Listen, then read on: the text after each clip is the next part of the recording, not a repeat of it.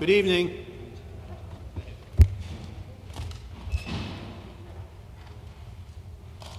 Good evening. This meeting will come to order. This is the August 2015 Zoning Board of Appeals. Please stand for the Pledge of Allegiance. I pledge allegiance to the flag of the United States of America and to the republic for which it stands, one nation, under God, indivisible, with liberty and justice for all. Roll call, please. Ms. Ferrante and Ms. Eggleston will not be able to attend tonight. Mr. Chizola? Here. Mr. Haberman? Here. Mr. Soda? Here. Mr. Vecino? Here. Mr. Dubois? Here. Mr. Thomas? Here. Thank you. Also present this evening are Stephen Harris, our zoning officer, and Meg Green, our recording secretary. As mentioned, Ms. Ferrante won't be here this evening, so Mr. Dubois, would you please fill in for? Of course. Okay. If anyone feels that there's anyone on this board that might be a conflict of interest to their application, please let us know. One other thing before we get started.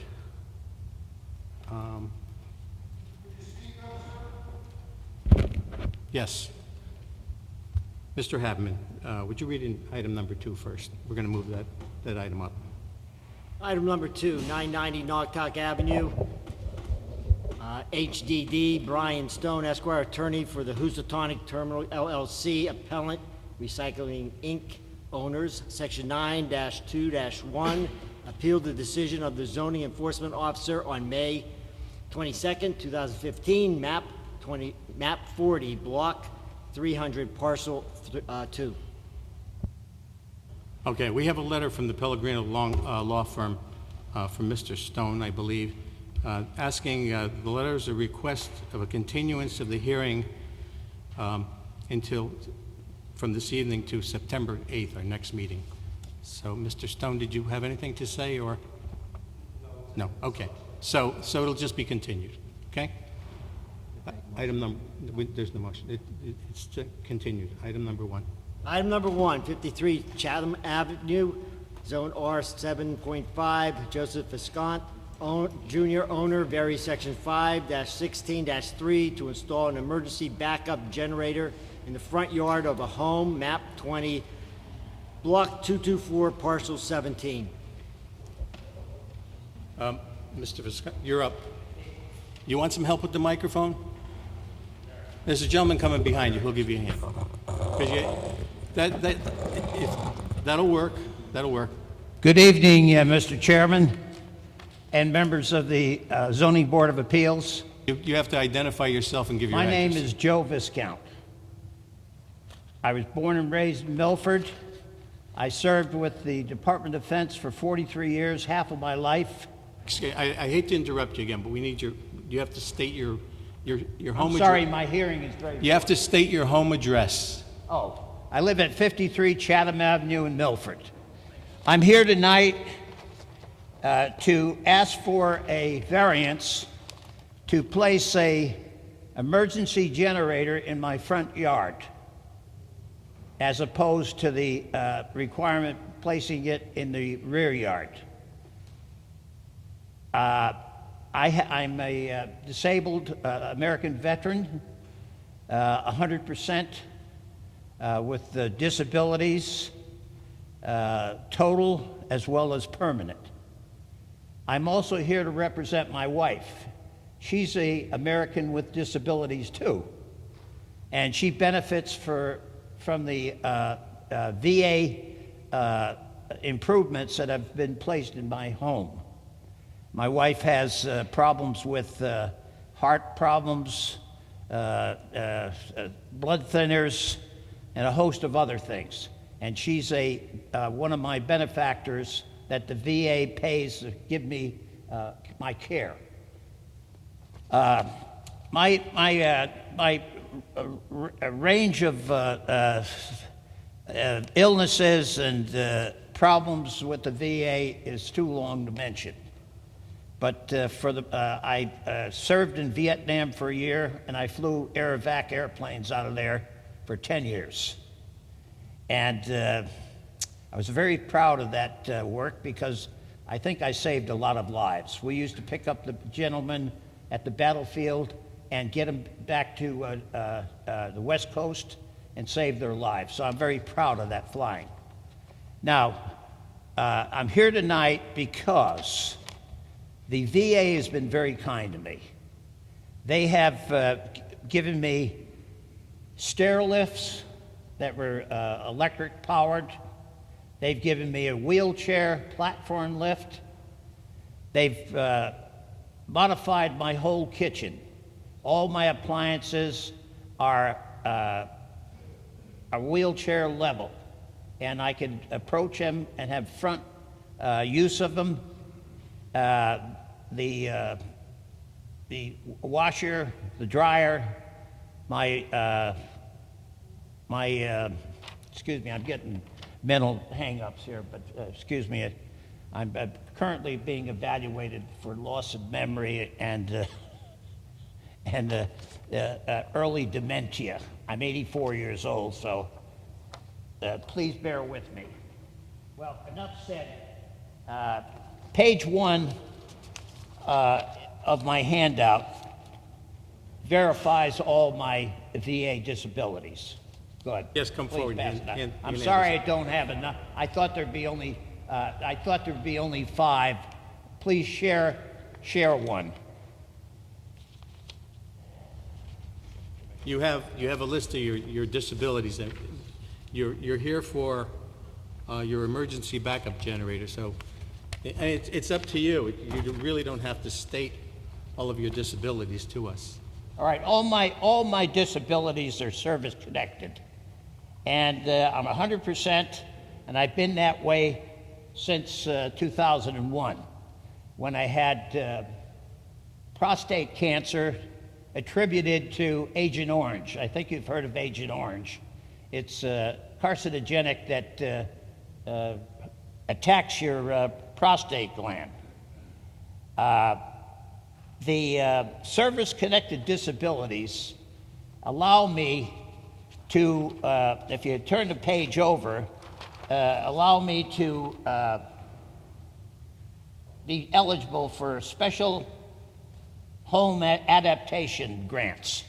And what this means is if you qualify for these grants, the VA will come in and put in refrigerators, dryers, stoves, all kinds of appliances in your kitchen. They even took up the tile in my floor and it made it non-skid. They also, I had two bathrooms in my house, and they weren't big enough to accommodate my reliance on my wheelchair. So they made a bathroom downstairs in my home. I live in 3 levels, and it allows me to take care of my business. And I have a walk-in tub, and I can get in and out easily with my wheelchair. That's why I have to have 2 stair lifts. I have a stair lift from the basement up to the main floor, and then I have a chair lift. These are electric chair lifts from the main floor to what used to be our master bedroom. I can't use it anymore because it doesn't make my wheelchair accessible. So my bedroom is on the 2nd floor. I also mentioned I have a wheelchair lift that allows an escape route for if I have to make a quick egress out of my home. I have a weatherproof walkway, and it allows me to get into the garage and open up the automatic garage door. The VA has been kind enough to resurface my driveway 110 feet, and they provided sidewalks in my front yard, but not in my rear yard. My rear yard is very hilly and very irregular. And that's why I'm asking for a variance for the location of my generator. There are pictures of my generator. I think it's on page 6. The top picture is the generator enclosure opened, and you'll notice there's a lot of soundproofing in there. And then the middle picture is the picture of the generator itself. Now it's situated on a pad, and the generator enclosure has to have all those louvers for cooling because it's got a 2-cycle engine there that runs the generator. The size of that enclosure is 2 feet wide, 48 inches long, and about 29 inches high. Now, I've shown the generator with a screen in front of it. Now, why did I pick that area to begin with? First of all, I didn't think there was any restrictions on the location of a generator. The regulation says, and if you allow me to quote it, it says 516.3, utility meters including but not limited to electrical and gas service meters, air conditioning condensers that work all the time, and the like. Now, air conditioning condensers and generators aren't in the same ballpark. So I missed that, and my electrical contractor told me that I could put it in the front yard. So in order to get the contractors working, I had to put the pad in. I had to put the money out front to get the generators. I bought it from Lowe's in Milford. The folks at the VA are very tight-fisted. They will not give you a dime until they inspect the finished product. Ordinarily, you pay a third, and halfway through what you're doing, another third, and finally the last third. My son, Robert A. Viscount, is behind me. He's a plumbing contractor. He's doing the hookup of the natural gas pipe to the natural gas pipes in the house. I had a difficult time getting contractors to even bid on it. I went through about 13 electrical contractors because they don't want this payment at the end of the, after it's been built. They want money up front. So that's why I had to put my money up front to buy the generators. And I had my son put in the pad. Then the generator arrived after it got clearance from the VA. Then it was placed right on the pad. That's why it's on the pad. I didn't assume anything here. I just thought there was no problem putting the generator in the front yard. Now, why am I putting it in the front yard? First of all, there's a transfer switch. It's like an umbilical cord between woman and child. It's 30 feet long. That's a maximum length of it. And it has to be the actual transfer switch with 12 circuit breakers with my priority type of circuits. It has to be mounted right next to the electrical junction box. And the other end of it has to be tethered to the generator. And the maximum length of that thing is 30 feet. Now, my house was built in 1930, I think it was. And in those days, you used to put the service on the other side of the front wall. And so my service is only about 6 feet from the front of the house. And then if you add 5 more feet, about 11 or 12 feet from where the generator is. My service for the natural gas, this is energized by natural gas, and it runs on natural gas. And it doesn't put out hardly any pollution whatsoever. That is only approximately 16 feet from a natural gas pipe in the cellar. Now, if I had to comply with the Planning and Zoning Board regulations that said it has to be in the backyard, first of all, my backyard is so irregular. It's got slopes like that. It's got a staircase, a cement staircase to get down to the level, and it would not, I can't go there in a wheelchair. It's impossible. So because I don't have wheelchair accessibility to, I need wheelchair accessibility to the generator, and the generator would have to be located 45 feet, 15 more feet than the length of the umbilical cord I mentioned, that has the transfer switch that senses a loss of power and starts the generator and ties the 12 circuits, priority circuits, to the generator. So it's that rules me out. Now, why must I, as an owner, have to have accessibility to my generator? Well, in the event the transfer switch malfunctions, I can go out and manually start the generator. All equipment requires preventative maintenance, and I have to change oil.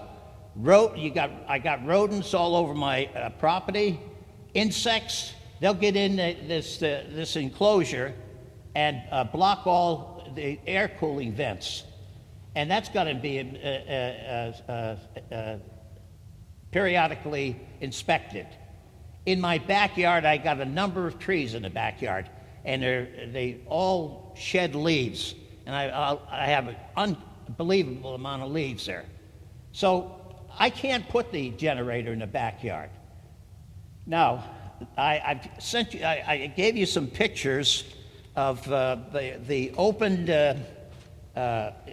generator enclosure, and then the generator enclosure, and then I got one picture with I forgot what do they call that screening? I'm getting a memory loss. With the trellis. You have a trellis. The trellis type of screening. And it's a low profile, and I'm 110 feet from the road. Either side of me, one son lives, and the other side, the other son lives. Now, I need this electricity because when Hurricane Sandy struck almost 2 years ago, I was without telephones. I was without a stove. I was without electronic ignition for my heater. None of my stair lifts or my wheelchair lifts worked because I had no power. I was in a mess. I couldn't use the downstairs bathroom because it had electric discharge pumps in the sump that collected, your waste and the water from the walk-in tub. So I couldn't take a shower, and I didn't mention the fact that I have incontinence in my bowels and my bladder, and I have accidents. I go through about 5 or 6 diapers a day, and sometimes I got to go downstairs and take a shower because of the lack of control I have over my bowel and my bladder. So I'm in a catch-27 predicament. I can't function without that generator. All those things just shut down when I lose power. And I had 7 days of hell back in I think it was October, it was 29th of October. So I'm here asking for your help to grant me a variance for this thing. Now, is it a noisy thing? No, it's not very noisy at all. If you're 23 feet from it, puts out about 63 decibels. I called the police department. They're supposed to monitor that, but they said that's nothing. That's trivial. And I see no problems with that. And so I need a waiver to have I'm 84 years old, and I want to really be functional the rest of my life. I was always independent. I did my own work, built the house, and all sorts of things. I've had to slow down because in the last 5 years, I've got a hip replacement and a left knee replacement, as well as other things. So without this generator, and it only exercises itself for 12 minutes a week. In other words, it keeps everything sharp so that when I do lose power, it'll automatically connect and so forth. So that's a predicament I'm in. I need all these systems to have somewhat of a normal life, but it's very difficult. I'm very beholden to the VA for the systems they've installed to make my life easier and my wife's life easier. So we're two Americans with disabilities, and we need your kindness and your help to allow me to put this generator in the front yard. I think I'm talking too much now, so I better shut up. Well, thank Do you. you have any questions, gentlemen? Thank you, sir. You did a very good presentation in representing yourself. I say you did a very good representation presenting yourself for this hearing. And we do have everything in front of us here. We realize that, you need the generator. You have plenty of property in your front yard. We're going to discuss this right now, and we'll come up with an answer for you right now. You understand my... We absolutely do, sir. I just want to have a normal life. I want to be functional until I die. I'm a very strong advocate in Milford for veterans, and I help a lot of veterans. And I was an air evacuation pilot for 10 years, and I helped other patients because I'm just a long-serving patient. I'm sorry to stop you, but you're away from the microphone, so a lot of people won't hear. So, okay, sure, absolutely. Before I leave, can I put in a good word for thank Ring? When I found out 2 weeks ago that I went from a feeling of high happiness, and then when my electrician came off of planning and zoning, said, Joey says, we can't put the generator in the front yard. I just went to a very depressed state. And Meg was very helpful. That's what she does. Okay. That's what she does. She did a So. hell of a job. I served in government as alderman and on planning and so forth. I've never found a person like Meg was so accommodating for the average citizen. And I thank you. She's very grateful for you. She can speak for herself, but I know she's grateful for you. And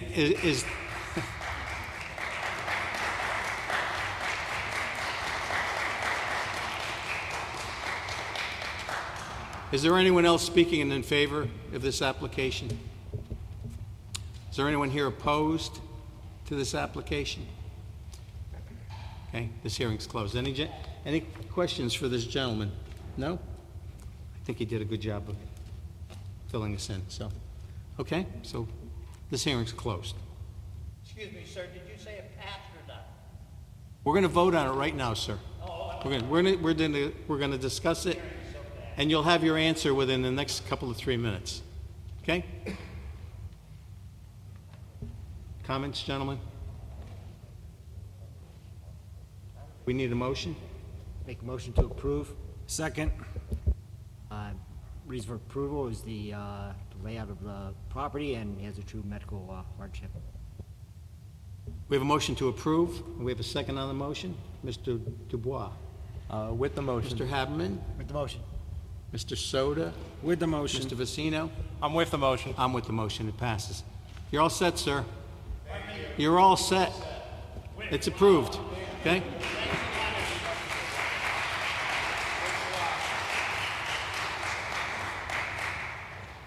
Item number 3, 105, should I say that? 105 Merwin Avenue, Zone R75, Kevin J.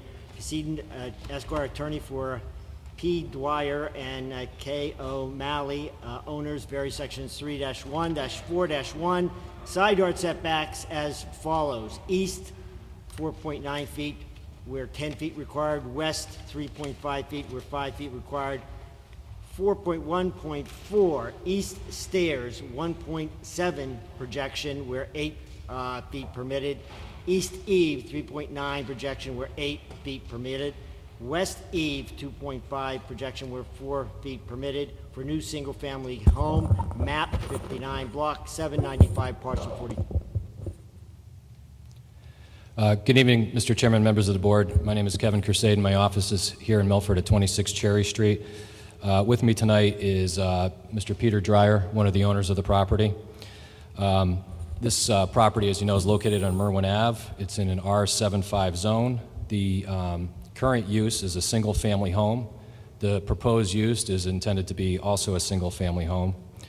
The proper notice was published in the New Haven Register on July 31st, and then again in Milford Mirror on or about, I think the information's already in the file. I think it was August 6th.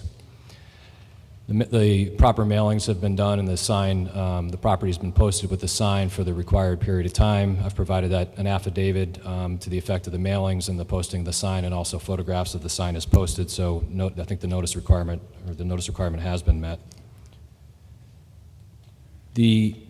I'm going to pass out a package. I only have 6. I'll give one to Mr. Harris.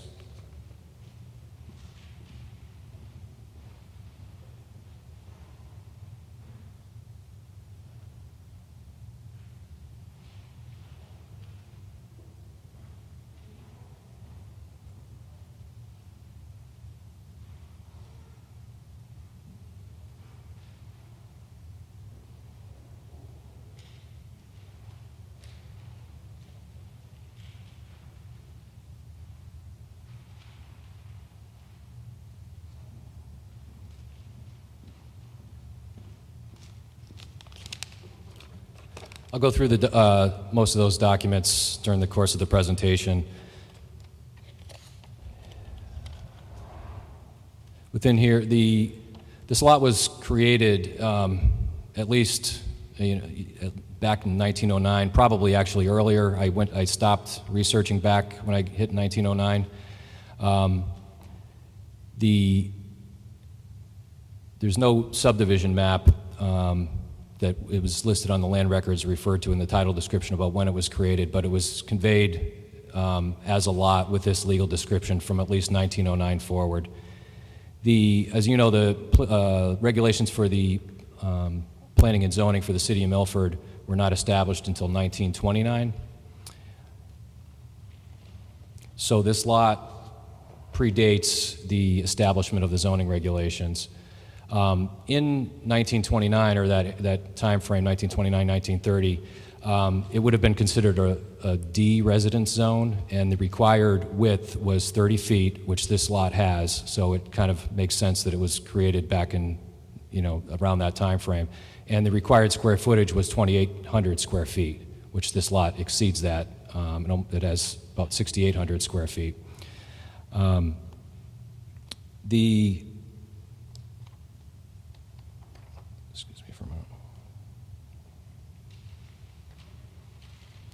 The existing structure was built in approximately 1930, and at that time, in that D residence zone district, there was no required setback. Those 1929 regulations, or 2 or 3 pages of the relevant portion, are included in that package I gave you. So when this structure was built, the lot complied with the zoning regulations, and the structure complied with the zoning regulations. The existing house is approximately 1,200 square feet. The current owners have been in there or using the property, owned the property for at least 53 years. and have been visiting Milford, staying with family and friends, especially during the summertime, for longer than 53 years. My client and his wife purchased it from their family a few years ago. The existing house is not in compliance with the following regulations. It's not in compliance with the Milford zoning regulations, section 5.8, which is the flood hazard regulations. It's not in compliance with section 4.1.15, which also references standards for flood zones. It's not in compliance with FEMA regs, it's Code of Federal Regulations 44, section 60.3. It's not in compliance with state statutes CGS 25-68B through 25-68N, which all falls under the Chapter 476A of the Connecticut General Statutes. It's not in compliance with the state regs that flow from that statute, 25-68H-1 through -3, and it's not in compliance with the local building codes. The existing building has the following setbacks. On the west side, it's 1.4 feet where 10 feet is required, and we're requesting 1.7 for the stairs, 5.4 feet to the proposed house, and 4.4 feet to the proposed overhang or eave. On the eastern side of the property is 3.4 feet existing, which is not in compliance with the building code. You need at least 3.5 feet, or else you're not allowed to have any windows on that side of the house. It's 3.4 feet where 5 feet are required. We're requesting 3.5 feet to the house and 2.5 feet for the eaves on that side of the property. The current house structure is appraised by the City of Milford assessor at $155,000 and change. The elevation, the structure currently sits on grade. I've provided an elevation certificate, which is one of the first documents in that package, to show you that it ranges between 7 and 9 feet or so, depending on where you are in the property. I'll talk a little bit more about why that's important. It might go up to 10 feet or 12 feet or so. There's some pictures that are filed with that are associated with the elevation certificate. Also included are those deeds that I referenced that show that the property legal description has been in effect since at least 1909. The assessor's card record, the fire codes that also talk about the building code section R302, which talks about the windows. You cannot have, if you're less than, I think, 3.5 feet away, you can't have any windows. And the reason that regulation is important, because one of the comments might be, well, why don't you just elevate the existing house? So when you elevate the existing house, I'm sure as you all know, there's a whole host of problems, and I'm sure Stephen Harris can probably has a lot of stories of people doing that with existing houses that are 100 years old or almost 100 years old. It would not be compliant with the local building code, and the work that would most likely have to be done in order to bring it up to code would probably push it over that appraised value of 155. You would exceed the 50% of the value of the property if you were going to do that.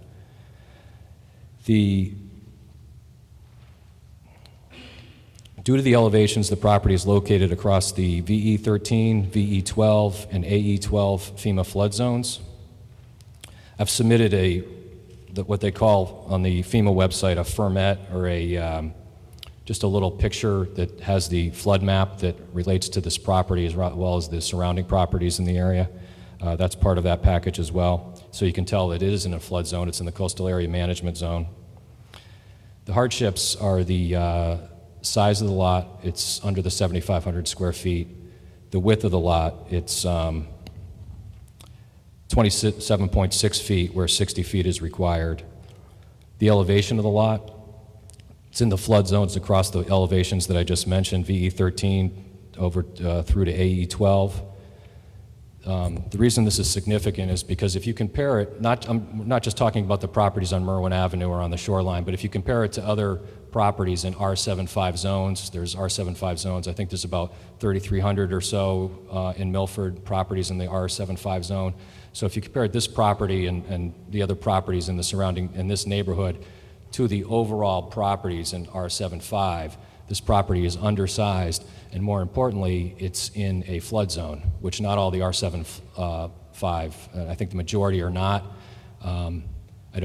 That information to obtain would be extremely time consuming. But when I did do a look at the elevations using Google Earth and some other another FEMA website. So for example, there's R75 in Woodmont. This property is at 8 or 9 feet. You know, a lot of the R75s in Woodmont are, you know, at 28 feet, 29 feet, 35 feet elevation. So the western side of Milford has some R75 zones, or R75 properties, and it's a similar situation where the elevation is not the same. And for the most part, the ones that I did look into seem to have the required, it's 0.17 acres actually, 7,500 square feet. So they were conforming for lot size, and they were also didn't have also the added problem of being in a flood zone and having to elevate the property.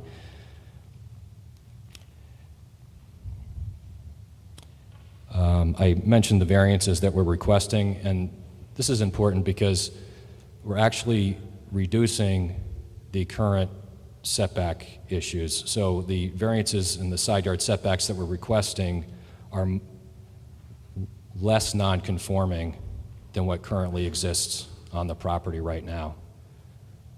As you can see, it's a narrow lot like all of those houses in that neighborhood. A lot of those houses in that neighborhood are 2 or 3 stories, especially on that strip of street there. Have received variances in the past. Similar variances been requested in the past, and they should have, because they have the exact same hardships that this lot has. So,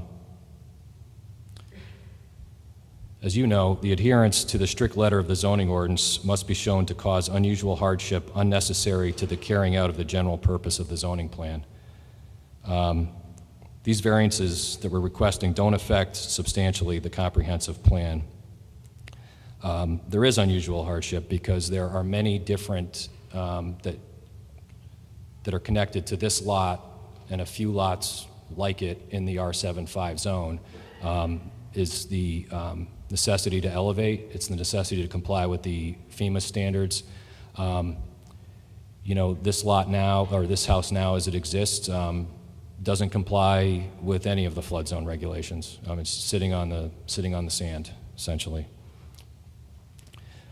One of the other considerations is when you think about the comprehensive plan of zoning, which is your regulations and your zoning map, is that you want to make sure that an application does not negatively impact the comprehensive plan, and that it's also in compliance with the overall general concept of protecting the life, health, and safety issues, which by bringing this property into compliance, that those issues would be certainly addressed. I have a letter from a neighbor. Actually, it's the neighbor immediately to the west. Well, it's Dear Chairman Tizzola and members of the board, we are writing in support of the application for variance submitted on behalf of Peter Dreyer and Carrie Ann O'Malley in order to build a new home at 105 Merwin Avenue that is compliant with the flood regulations and modern building codes. We have lived next door to this home for 4.5 years. We've reviewed the plans and have no objection and ask that you approve their variances. Thank you. And I will submit that as well.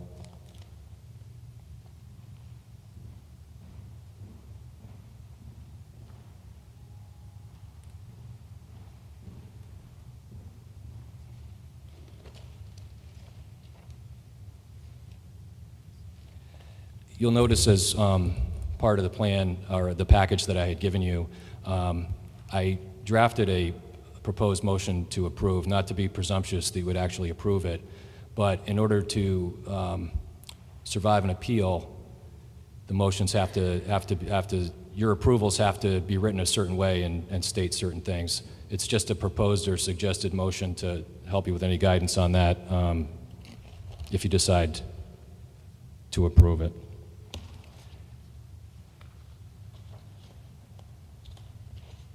I'd also like to submit the zoning map to show, I have a reduced size color version of the zoning map.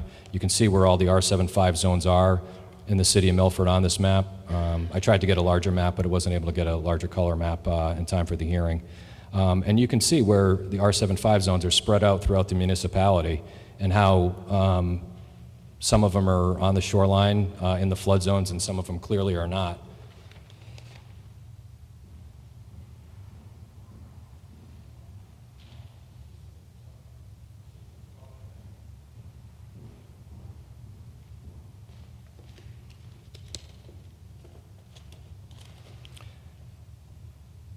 The regulations and statutes I referenced, I'd just like to incorporate by reference, and I don't feel the need to file those with the board as part of the record, but I'd like to have those to be included in the record.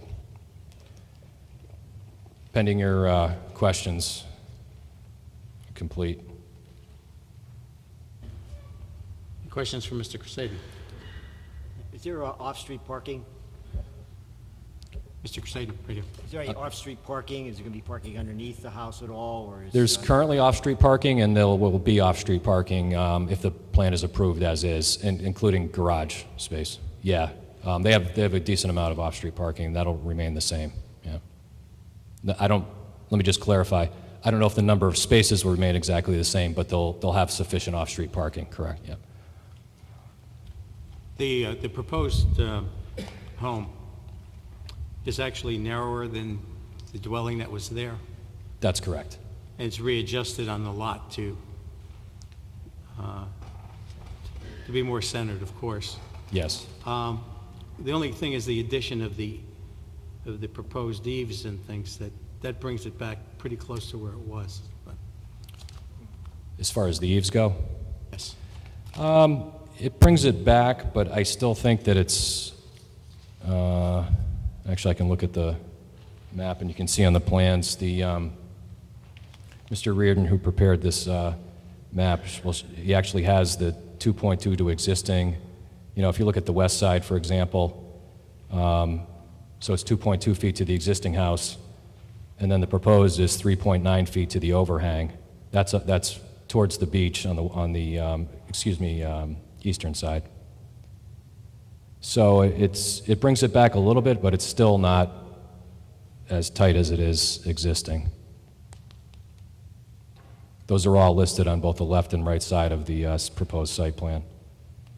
So Yeah, overall, we're still saying there's a reduction in the size of the structure that's already there. It's a reduction in width. The correct. proposed house is compared to the existing dwelling, when we put everything together, it still should be a little bit smaller in size on the lot than the present house. Well, if you talk about overall square footage, it will I'm be talking about the width of the house, not the length of the house, because the width of the house will be. The length of the house, yeah, just the width. The width of the house will be smaller than what's there now, even with the overhangs. Yeah. Okay, thank you. Any other questions for Attorney Crusade? No? Anyone else speaking in favor of this application? Is there anyone here opposed to this application?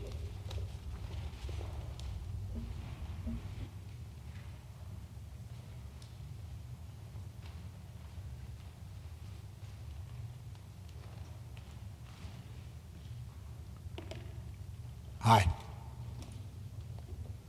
I'm a little bit at a little bit of a disadvantage. You have to identify yourself. Okay, first I would like to give you guys a couple of photos of the property. Sir, you have to identify yourself and give us your address, please. I'm John Walsh.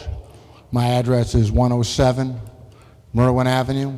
I also own 109 Merwin Avenue, which is a cottage on the same property, as well as 106 Merwin Avenue, which is a property directly across the street from the subject property. I'd like to pass out a couple of photos just so you guys can get a little understanding about, excuse me. Bring them to me, sir. Okay, you got it.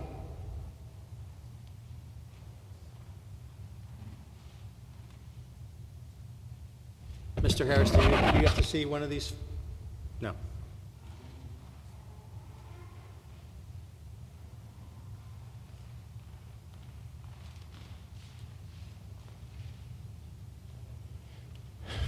So I have to apologize a little bit. I'm a little bit, like I said, I'm a little bit out of a disadvantage. I talked to the owner about a week ago. Just received plans on Thursday. I went Tuesday or Thursday of last week, so I don't have any representation. I'm not an attorney. I'm just kind of speaking from my heart. I'd like to correct a couple things that the attorney had said. First and foremost, the property was not purchased a couple of years ago. The property was just recently purchased. I believe it was in January. The assessed value, as he had pointed out, was $155,000. The purchase lot for $400,000. quite frankly, I think that's a great deal, and good for them. So I just wanted to point out a couple of those things. I thought those weren't necessarily true. So again, I'm a little mixed up here. I'm trying to put it all together here, but I do have a couple of notes, and I'd like to kind of speak to you guys. As the owner of 106, 107, and 109, I have 3 properties that are affected by this proposal, as the way I understand it. And I have some serious concerns about you guys granting a variance and how they would affect my property. Number one, I have a 106. It has a deeded access way over that particular property, and that particular property, what they're proposing here is with the access way next to the stairs is going to be 1.7 feet, and I think that is way too small for an access way. I think that brings up a safety concern. So I don't know how you guys can grant the 1.7 foot setback on a property line. If you'll see the pictures there, it's already a very tight space. Number two, as the owner of 107, which is the beachside property, I strongly object to any variances that would be given to increase the property towards the beach. Towards the beach. The proposal, as I understand it, and as it's proposed tonight, is there's an additional 8 to 10 feet that's going to go in front of my house. It's going to affect my views. I think that's way out of bounds, quite frankly, and I'm not happy with that. I pay an awful lot of taxes. I own 3 properties in the town of Milford. We're all trying to protect ourselves. I don't necessarily think that makes a lot of sense. The other thing, the hardship, I don't understand what the hardship is. I don't get it. They're knocking down the property. They're not raising the property. They have an opportunity to correct what's wrong in the property. So I don't understand what the hardship is. So that's basically where I am. I understand that the variance, what the current existing is 1.7 feet, and they're going, 1.4 feet to my property, and they're going to 1.4 feet, which is a matter of inches, but we should be talking about feet here, right?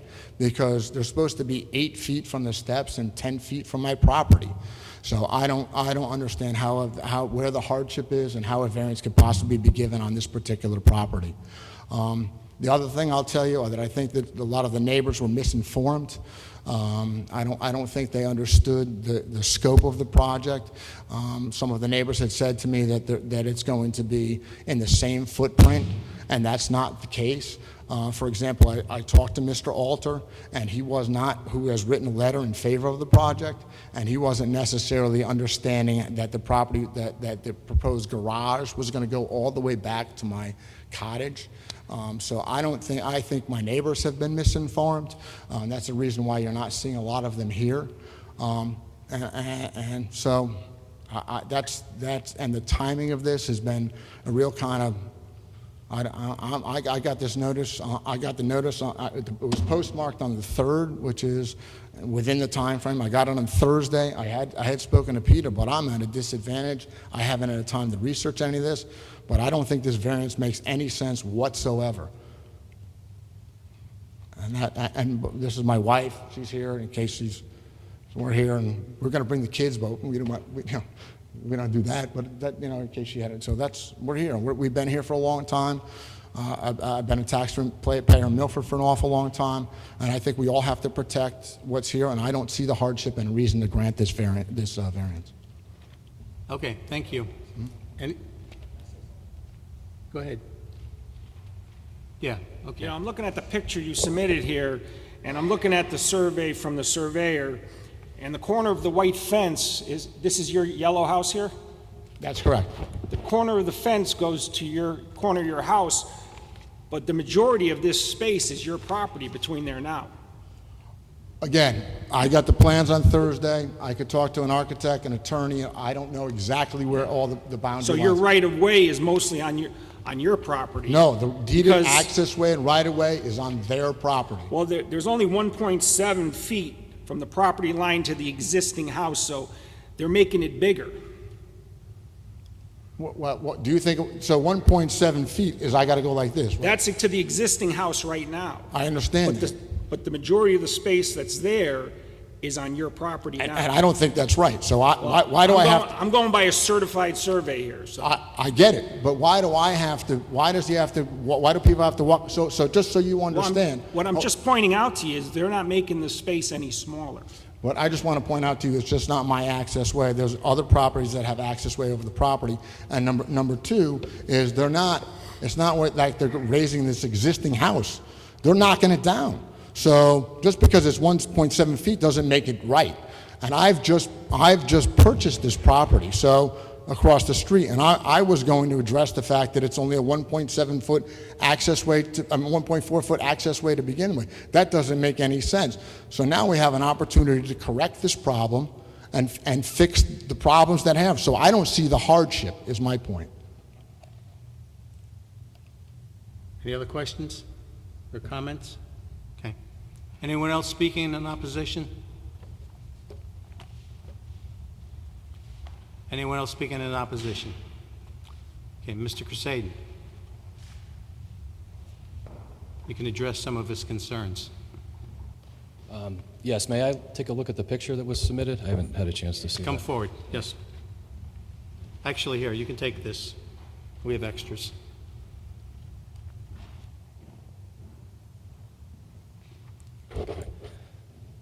Okay.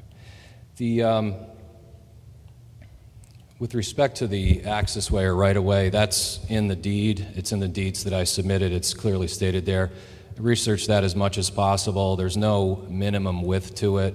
You know, it developed in the late 1800s, early 1900s, if not earlier, over the years as a beach community. And at one point in time, the same owner owned this property, probably several other parcels, and then the properties across the street. And when he deeded those out, he gave beach access.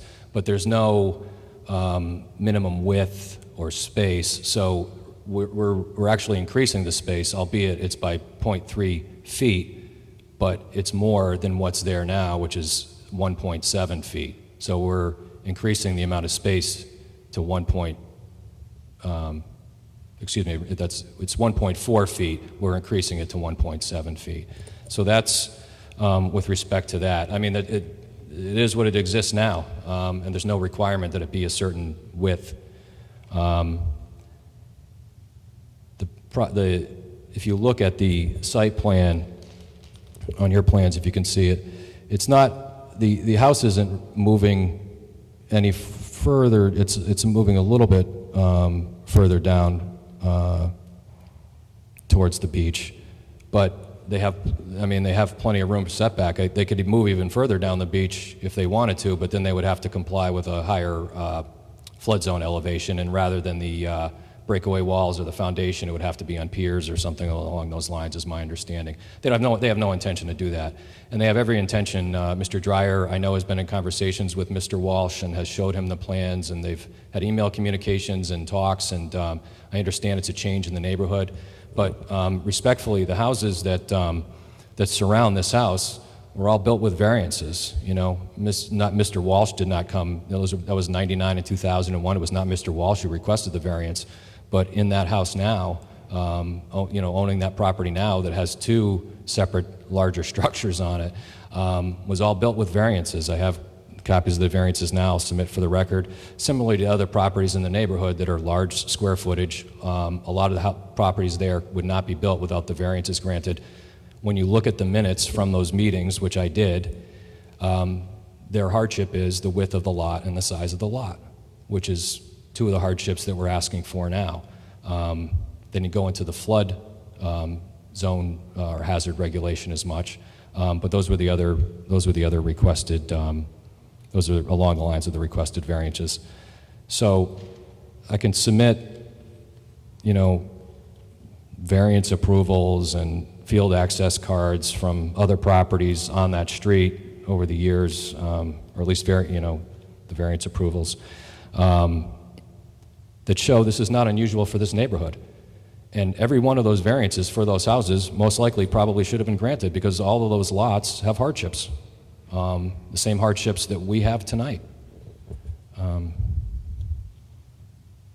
don't know that I have any further response to anything else. As far as the timing of it, everyone has their own time frame of doing things, and everyone's busy, and I'm sure Mr. Walsh is an extremely busy man and hasn't had time to necessarily review the plans. But he's known about this prior to the notices going out, and he's had an opportunity to sit down with Mr. Dreyer and go over the plan. So I don't think that there's been any misrepresentation on Mr. Dryer's behalf with the neighbors about what the size of it is. If there was a misunderstanding that it was going to be the exact same footprint, that might be one thing, but the setbacks that are existing now are going to be reduced if this is approved. And I'll just submit the variances that exist in the neighborhood and some of the other properties that are all large properties. The one thing with respect to the assessed value, that was just for the structure that I was talking about. So I think the appraised value of the land and everything was $400,000 or $500,000, but it's on the field card that's been filed with the package already. There's no misrepresentation about what the value of the property is. Would you just readdress the notification?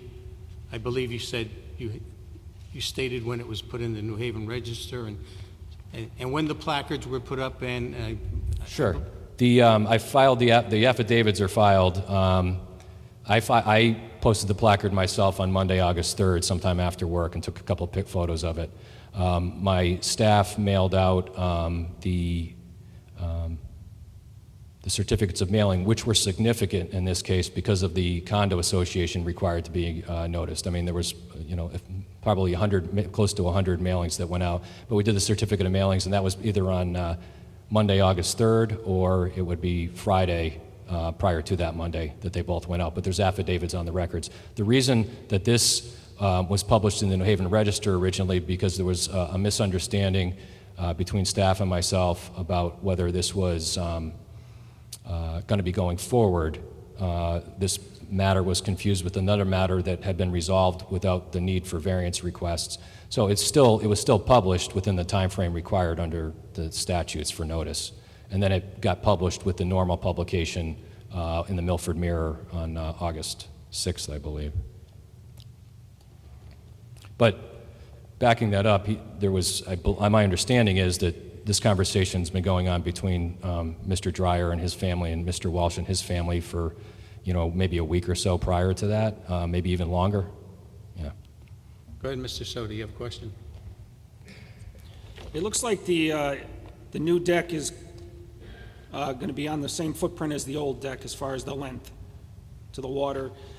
Do you know how much further the new house is towards the water from the existing house? I don't have that measurement, but it looks about 3/8 of an inch, and the scale is 1 inch to 20, so what, about 8 feet maybe? Pretty close to the same.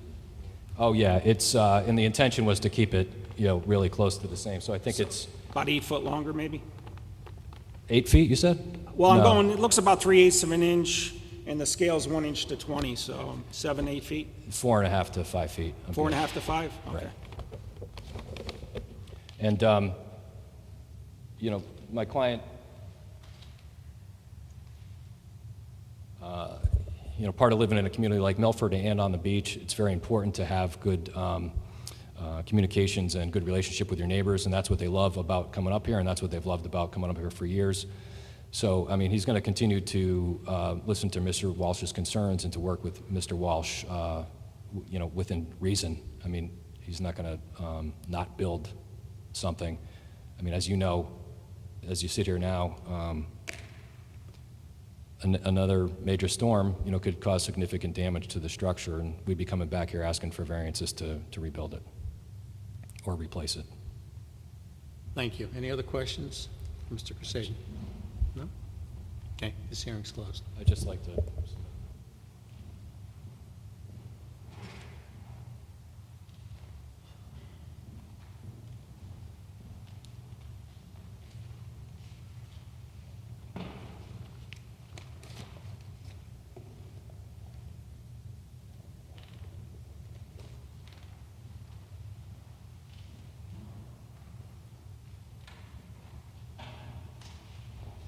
Okay, gentlemen.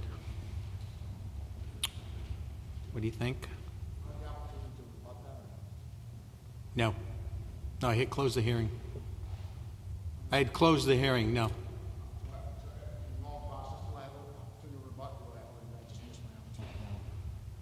What's that? You want to know if you give me? Yes. Right, right. No, I had closed the hearing. We're all set.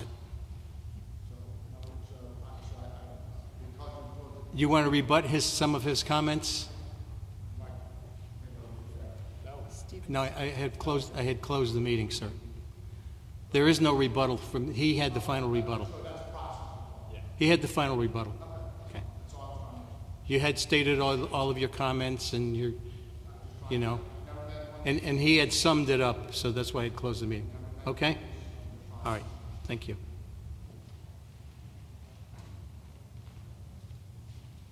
What do you think, gentlemen? Well, I think it's a pretty narrow lot, and they're building only a 20-foot wide house, and you can't get much smaller than 20 feet. I think they've done a good job. They've pulled everything in. I really don't have a problem with it.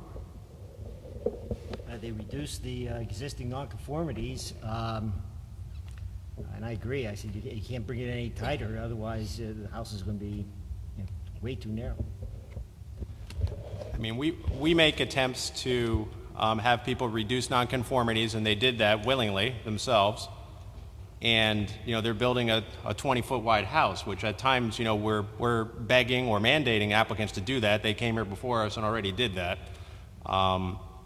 I've personally driven by the lot, and what they're asking to do is in character with the rest of the neighborhood, and I think we all have been down there, and we recognize that. And I do see that there's an actual hardship with the lot. I mean, I appreciate that he wrote it out, but, you know, we know what those hardships are. If you replace the existing house, they're going to need the same variances, and it's going to be less, you know, it's going to be it'll be less non-conforming, you know, so. And he's going to raise the house, he's going to make it FEMA compliant, and he's reduced the nonconformities. Any other comments?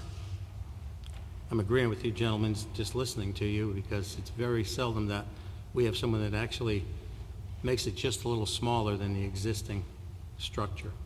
So we need a motion. Make a motion to approve. Second? Make a motion to approve based on the hardships that exist, including the size of the lot, the shape of the lot, the narrowness. Obviously the width goes into the narrowness, and the elevation of the lot is also unique within the other properties within the zone. And I'd like to approve this based on the survey that was presented before us today. We have a motion to approve, and we have a second on the motion. Mr. Dubois? With the motion. Mr. Haberman? With the motion. Mr. Soda? With the motion. Mr. Vecino? With the motion. I'm with the motion. It's approved. Item number 4, 230 Cherry Street, CDD 1, Thomas Lynch Esquire, attorney for Southington Wine, Inc., appellant, Section 9.2.1, appeal the decision of zoning enforcement officer for failure to revoke approval of subject parcel as location for a package store liquor permit. Map 77, Block 825, Parcel G1.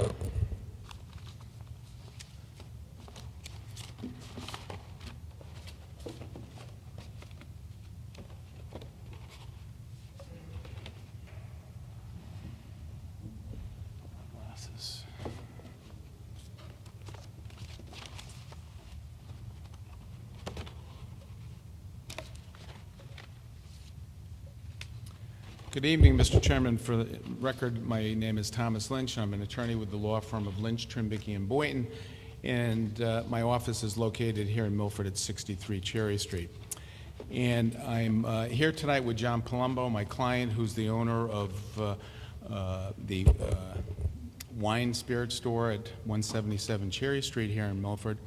And we're here tonight to appeal the decision of Mr. Harris not to rescind his signing of the liquor permit for the location at 230 Cherry Street here in Milford, the new store where the Total Wine and Total Wines and More will be located on that property. So just by way of background, I have given the board members a handout. The one thing is that's not stapled to the handout is a certification that I asked Ron Wassmer from the Connecticut Civil Group to provide for me today, and it was delivered to my office, so it wasn't included in the stapled handout. But basically, it's a verification and an affirmation that the location of my client's retail liquor store located at 177 Cherry Street here in Milford is some 1,245 feet away from the front door of the new store. And I'm going to get into that very shortly, how that's very relevant. I believe that it's a violation of our zoning regulations. I have copies of the pertinent regulation sections that I've provided to you in my handout. And as a result of my letter from last month to Stephen to rescind the signing of the liquor permit for the Total Wine store, we're before you here tonight under the provisions of Section 9.2 of our zoning regulations. So basically, going through the background of the history of this property, we all know at 230 Cherry Street previously was the location of the Showcase Cinema. And some 10 years ago, the cinema closed down, the building was boarded up, the property fell into a very dilapidated state. And as a property owner and someone who's lived here in Milford my whole life, I have to admit, I'm happy to see that there's a development on that property. But the basic thrust of the argument that I'm making to you tonight, and what I'm going to be referring to in the handouts that I've given to you, is that the current owners of the property, 230 Cherry Street LLC and the other partners, came before the Planning and Zoning Board in May of 2014 and applied for a special permit and site plan approval for the construction of basically 3 freestanding buildings. And that's important when you tie in what's being developed on that property right now with our zoning regulations that call for certain distance requirements between liquor permits. So basically, to go through the handout that I've given to you, the first page is a copy. Exhibit number 1 is actually a copy of the liquor permit that was signed. It was signed on May 26th by Stephen. It was brought into him, and it's part of the process for applying for a liquor permit. When you either seek to establish a new store, or in this case, to purchase a permit and then relocate it to another location, and that's what happened here in this instance. Total Wines purchased a liquor permit of a small store on Bridgeport Avenue and relocated that permit to the property at 230 Cherry Street. As part of the application process to the State Department of Consumer Protection, you have to submit a removal application, and the first page of that application I've given to you as part of our package tonight. And as you can see, Steve signed that application verifying that 230 Cherry Street is an appropriate location for a package store permit to be located. So with that said, the application process has gone forward, and the building has been built. And as you drive by that location today, you can see that there are numerous workers there furiously trying to get the store open, perhaps because of the fact my firm has also filed, in conjunction with this application to you tonight, an application in Milford Superior Court seeking an injunction to keep that store from being open. But there's a notion under our law that one has to exhaust all of its administrative remedies available, and that's why we're before you here tonight first, before seeking any redress in Superior Court, is because part of what happened in the opening of the store was the zoning enforcement officer of the city verifying that that location is a proper location for a liquor permit. Now, the argument is going to be made, I'm sure, by Stephen, or if counsel for the property owners or Total Wines are here tonight to object to my legal arguments. The argument is going to be made that A, that property is a shopping center, and B, that it may not be 1,500 feet within the front door of my property or my client's property. So the latter of those two arguments, I've shown the evidence submitted to you from Connecticut Civil Group that the property at 230 Cherry Street and the front door, as defined by Section 5.5, I believe it is, of our zoning regulations, the front door of the two stores has to be a minimum of 1,500 feet apart. And they're not. And they didn't come before this board to seek a variance of that distance, and their liquor permit was signed by the zoning enforcement officer. So obviously there has to be a second argument that is being made on behalf of the city or on behalf of the applicant, and that would be that the property at 230 Cherry Street is developed as a shopping center. All right? So I want to now go to exhibits basically 2 through 8 to go through the history of what is going on that property in terms of applying for approval of the buildings. And as I said earlier, in May of 2014, an application was presented to the Planning and Zoning Board for site plan approval and special permit of 3 freestanding buildings. And part of what I'm asking you to do tonight is to use common sense. I think we know in our heads what a shopping center is. It's not defined in state statute. It's not defined in any case law that I can find through a Westlaw research. But most importantly, it's not defined in our zoning regulations. So what's being built at 230 Cherry Street are 3 freestanding buildings. You have the Total Wine store that's already up. You have the proposed ShopRite store that right now there's some footings that are there. It's my understanding that ShopRite has at least a 2-year lease obligation to the Cherry Street Plaza where they're located now.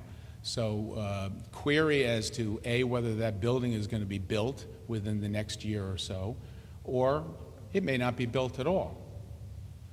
But the exhibits that I've given to you are evidence of what has gone on that property over the last year. There have been applications to the Planning and Zoning Board for 3 freestanding buildings.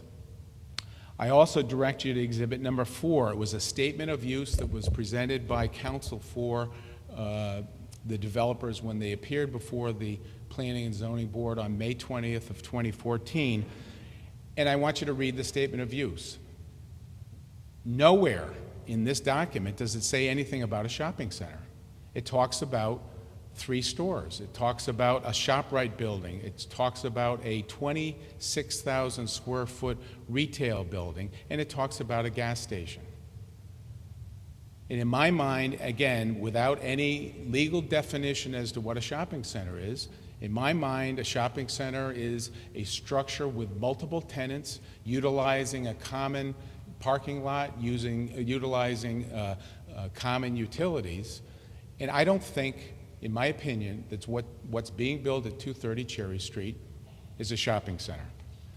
And it's not mentioned anywhere in any of these documents that were submitted to the Planning and Zoning Board. The next exhibit shows the site plan. Again, I direct your attention to the legend at the bottom of the site plan. It talks about development of 230 Cherry Street. Doesn't use the word shopping center.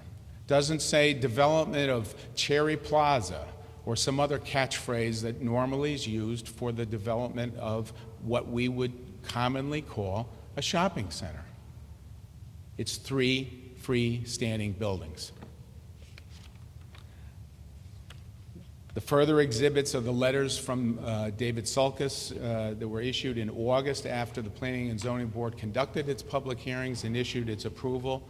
Again, no mention of shopping center. It talks about the development of a retail store, a grocery store, and a gasoline station. There's a 10-acre parcel of property there, parcel of land that's there, and it has 3 buildings on it. Again, I submit to you, it's not a shopping center. The actual zoning permit that was signed by Stephen earlier this year for the structure at 230 Cherry, where Total Wines is going to go, talks about a 26,000 square foot building, not a shopping center.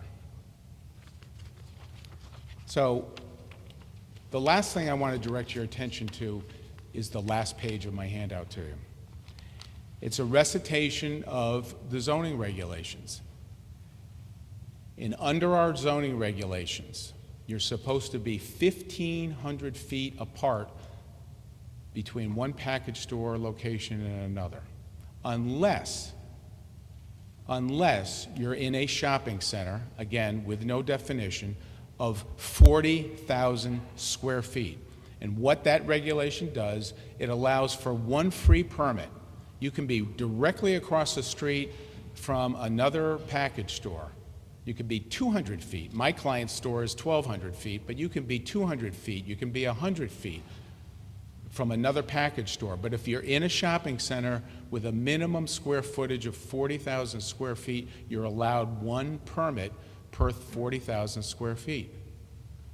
Well, there's no shopping center. Even if you buy the argument that what's being developed on that property is a shopping center, there's not 40,000 square feet there. These people are being allowed to open a store in a 26,000 square foot building when the regulations clearly state that you get a permit if you're in a shopping center of 40,000 square feet. And I submit to you, there's no guarantees that the rest of that project is going to get built out. We've seen that happen before. I hope that ShopRite succeeds, and I hope ShopRite moves over to that property. But on the other hand, it's not a 40,000 square foot shopping center. There's one building there now with 28,000 square feet. It could take another year before the rest of that plaza fills out. And in the meantime, my clients who have invested millions of dollars in their store in the Cherry Plaza are sitting there looking at a competitor, a huge competitor, come in and basically knock them out of business. So I submit to you that my clients pay taxes to this town, substantial taxes. They employ a large number of people in this town, and they deserve and are entitled to the protection of the zoning regulations of this town. They played by the rules when they opened their store. They're asking that Total Wines play by the rules in opening their store, and they haven't. If you have any questions, I can entertain them at that time, but that's our position. I'm asking that you vote in order that my request to have Mr. Harris revoke his approval of this location as a liquor location be made. There's a history to that. I've had 2 other clients, most recently the Stonebridge Restaurant, where originally a liquor permit was signed by Steve. He revoked it upon further discussion with people in Hartford because of the issue of a cafe versus restaurant permit. You remember I came before you last year for a variance for that. So there is a history. The zoning enforcement officer can rescind his signature or rescind his approval on a zoning application. There's a history for that. Thank you. Any questions for Mr. Lynch? No? No? Okay, anyone else speaking on this appeal?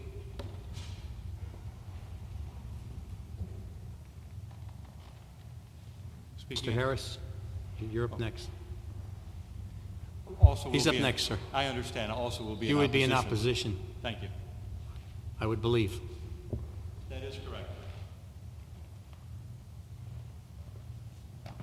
Good evening, Mr. Chairman and board members. My name is Stephen Harris. I'm the zoning enforcement officer for the city of Milford.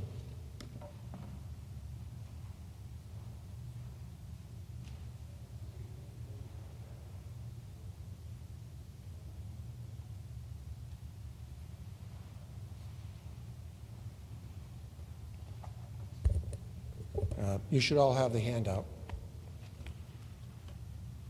I'll try to be brief and to the point. On 8/8/14, the special permit was recorded to permit a shopping center having 3 pads. The new ShopRite supermarket with 65,000 square feet, a retail store having 26,000 square feet, and a restaurant site having 3,950 square feet, totaling 94,950 square feet. On 7/9/15, Attorney Lynch sent me a letter stating the removal application was signed in error, claiming it violated Section 5.5.3 of the zoning regulations. Mr. Lynch cited the wrong regulation. Section 5.5.3, which is below in the handout, reads that liquor stores require a 1,500-foot distance from each other. Total Wine is located in a shopping center having 2 retail pads and 1 restaurant pad, again with a total of 94,950 square feet.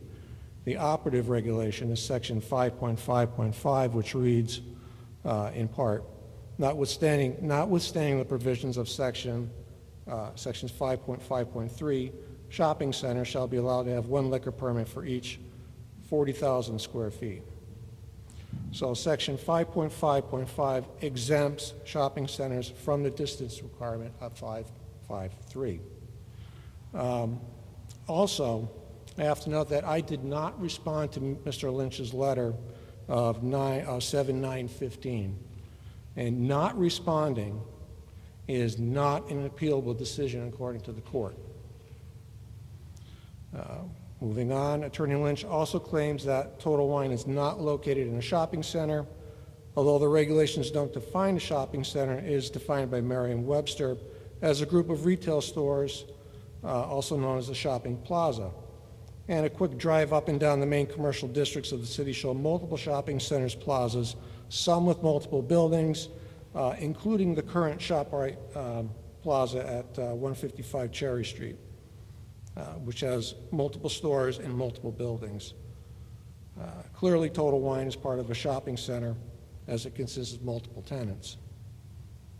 And since it's located in a shopping center and having more than 40,000 square feet, Section 5.5.5 of the regulations governs. Section 5.5.3 is not operative. I'll be happy to answer your questions.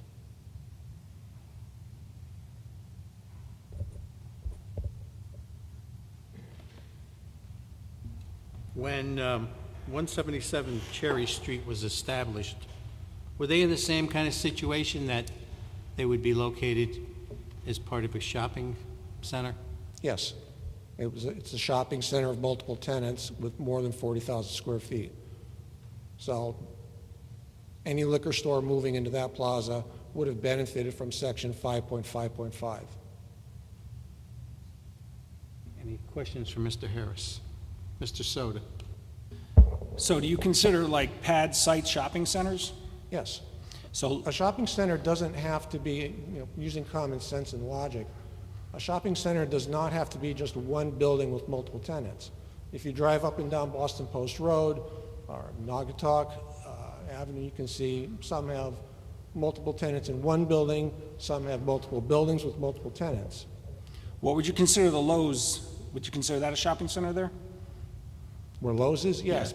Because that's almost identical situation as 3 pad sites. They're still waiting to build the 3rd one. They got a sign there. So that, Well, with the in hotel. The Lowe's site also has the Barnes and Noble on it, and it has. No, Lowe's on Old Gate Lane. Old Gate Lane. Where the old highlight was. Oh, I'm not that familiar with that location. There's a Lowe's, there's a there's a hotel, and there's a 3rd pad site that hasn't been developed yet. I'm just comparing it to Cherry Street. If there's multiple retail tenants on a site, It's a shopping center whether it's one building or multiple buildings, such as the Lowe's Center next to the mall, where, excuse me, I think that's... That's the one I'm talking about. Yeah, well, that has Lowe's, it has that other long building with about 15 tenants in it. It's got Barnes and Noble, all on the same site. That's a shopping center, too. No, that's the Walmart one, I think. That's Walmart. yeah. Walmart, excuse me.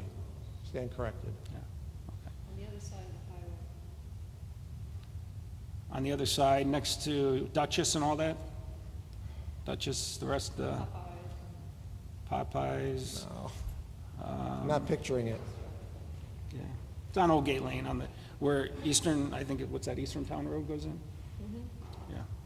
Comes right out. If you take the road down by the mall to Old Gate Lane, it's straight ahead, Lowe's. That's got 3 sites pretty much similar to this. So I was just wondering. If it's multi-tenants It's a shopping center. and/or multi-buildings, it's a shopping center. You know, it's logic. Shopping center is a shopping center. Now, do you know if there's three sites on one, are they individually taxed, or is it all under one tax bill? That's immaterial. Wow. Okay. When the planning and zoning approved the site, this location we're talking about, did they have to be aware of the fact of what retail businesses would have been going in there? No, that doesn't matter. I mean, everybody knew that ShopRite was moving over because it was in the newspaper.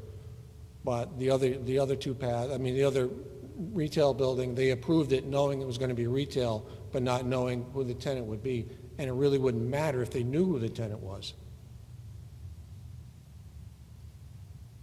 Any other questions for Mr. Harris? No? No? Thank you, Mr. Harris. Mr. Lynch?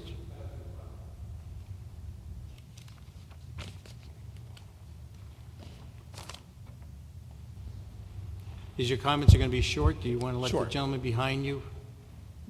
I'll be short. Steve just talked about there's an exemption under 555. That's exactly what I was talking about. There is an exemption. You get a free pass. You get one permit in a shopping center that has 40,000 square feet.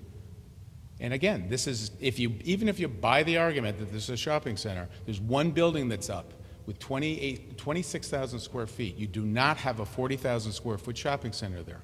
Secondly, the other instances that he cited where you have multiple buildings, they all have multiple tenants. There are no multiple tenant buildings on this site. There's 3 pads, 3 users. No multiple tenants. The other Ceruzzi properties, I'll use one, Walmart.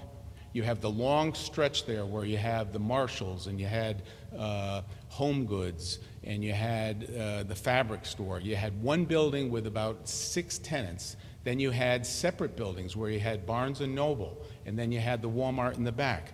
I can buy that argument that that's a shopping center. That's not the case here. You have a 10-acre piece of property with 3 freestanding buildings. Their own zoning permits say it. They have 3 freestanding buildings, 3 separate permits, and Steve, with all due respect to him, signed a permit earlier this year for this building, and it says a 26,000 square foot building, and that's it. And there's not a single building on that property that's going to have multiple tenants. It's not a shopping center.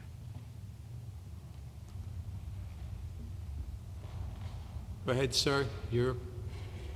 Thank you. Yeah, my name is Michael Lavelle. I'm with a law firm called Pullman and Cumley. We're at 850 Main Street in Bridgeport.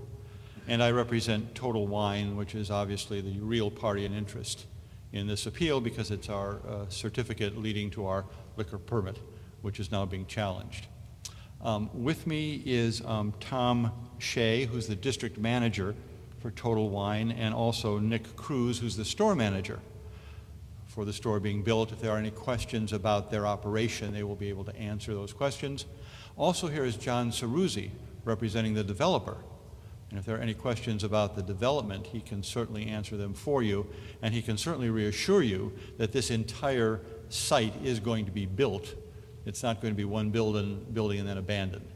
It will be built, and the building is going on. When you drive by, you see the earth being moved, and you see the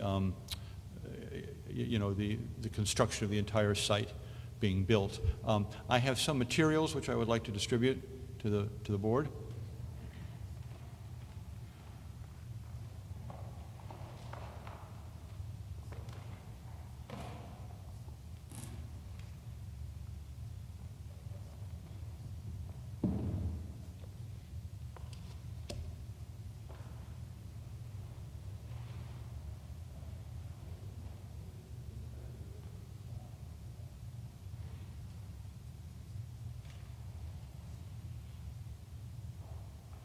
You know what, sir, as you're passing this up, we're just going to have to take a technical break because this is being recorded, of course, and so why don't you pass those out and then we'll get right back to your presentation.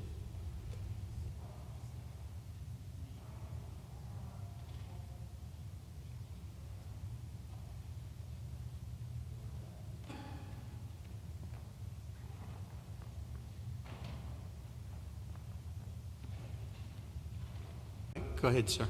Thank you. So I have 2 points that I would like to present in rebuttal to this appeal. The first one alluded to by Mr. Harris is about the board's jurisdiction over this appeal. This appeal is very plainly stated as an appeal from a decision not to revoke the certification. As Mr. Lynch stated, or not to rescind the certification. That is not a decision that is appealable to a zoning board of appeals.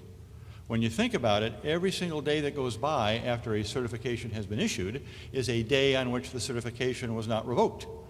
And a concerned party does not have the ability to just pick one of those days and say, well, today's the day I think, since it hasn't been revoked, I will appeal.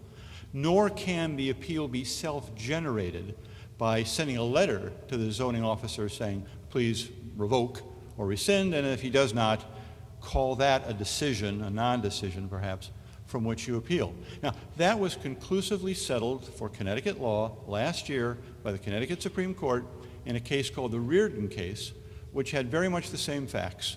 Certificate had been issued. Ours, in fact, was issued back on May 26th. Time went by. A concerned party sent a letter to a zoning enforcement officer, Darien, I think it was.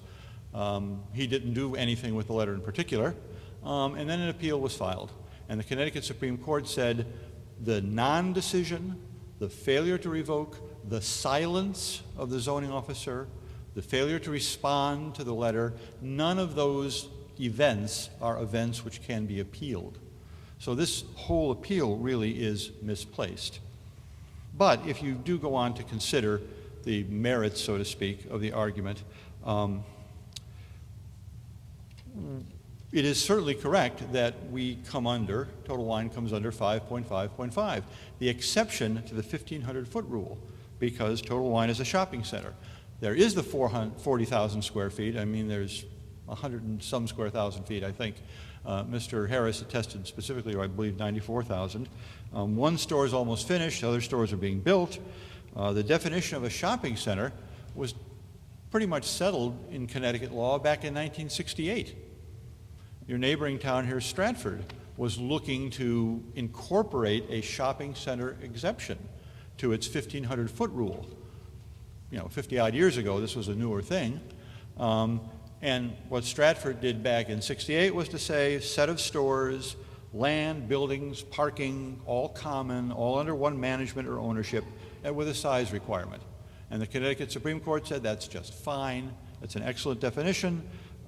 Shopping centers are all sorts and various types. They're large, they're small, they vary widely, but they are that set of stores with common parking under one ownership or management. And that's what we have. We've got, the plot plan, I believe, is in our materials as, or not a plot plan, but a good illustration is in our materials as Exhibit 10, but I have it here. In effect, we've got the three pads, the total line is built now, ShopRite is going to be emerging from the ground soon. The whole parking area, much of which is installed. Sir, would you use that microphone, please? Oh, I'm sorry. Yeah, just so we can hear you. Yeah, I'll repeat quickly, having pointed to Total Wine, having pointed to the ShopRite site, which is about to rise up, the parking, much of it is in, paved and striped. The restaurant or proposed restaurant, and actually there's going to be a fourth element to the shopping center, which is the gas station. They are all in the site plan and special permit. And they all meet the general definition of a cluster of stores where there's one common parking area and one common set of ownership. 5.5.5 does not say that the 40,000 square feet must be built before the exemption applies. It simply says that the shopping center must qualify with that size. Size limits are not unusual in these exceptions to the 1,500-foot rule, and that's as good a one as any. The regulation just says that the liquor permit is available for each 40,000 square feet, if you will, of shopping center size. The project was approved for all the buildings.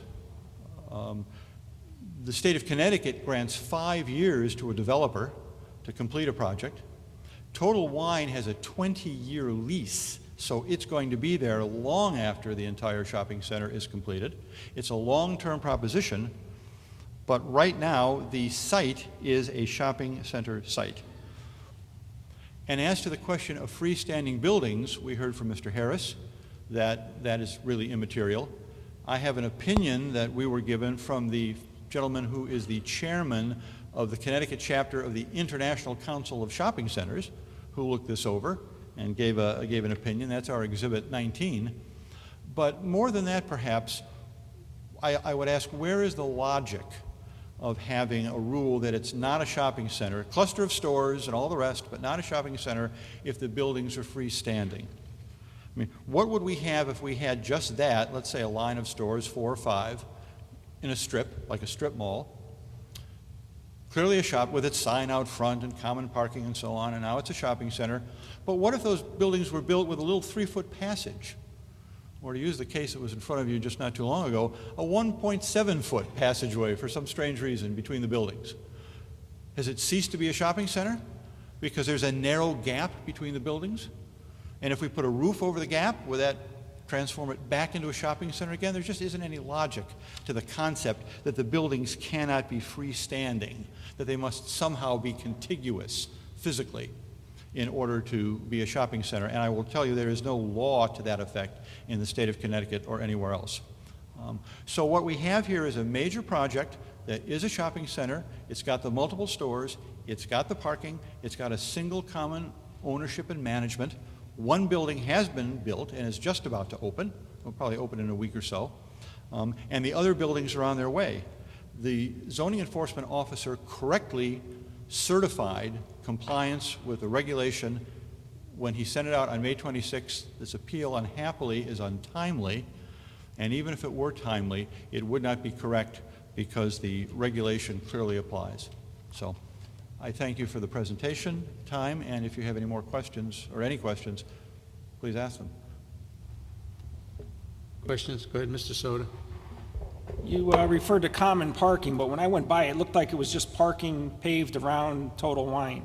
Is all the parking currently paved for the entire shopping center? I don't believe so. Obviously, Mr. Ceruzzi can answer that much more expertly than I can. I know there's a good deal of parking there.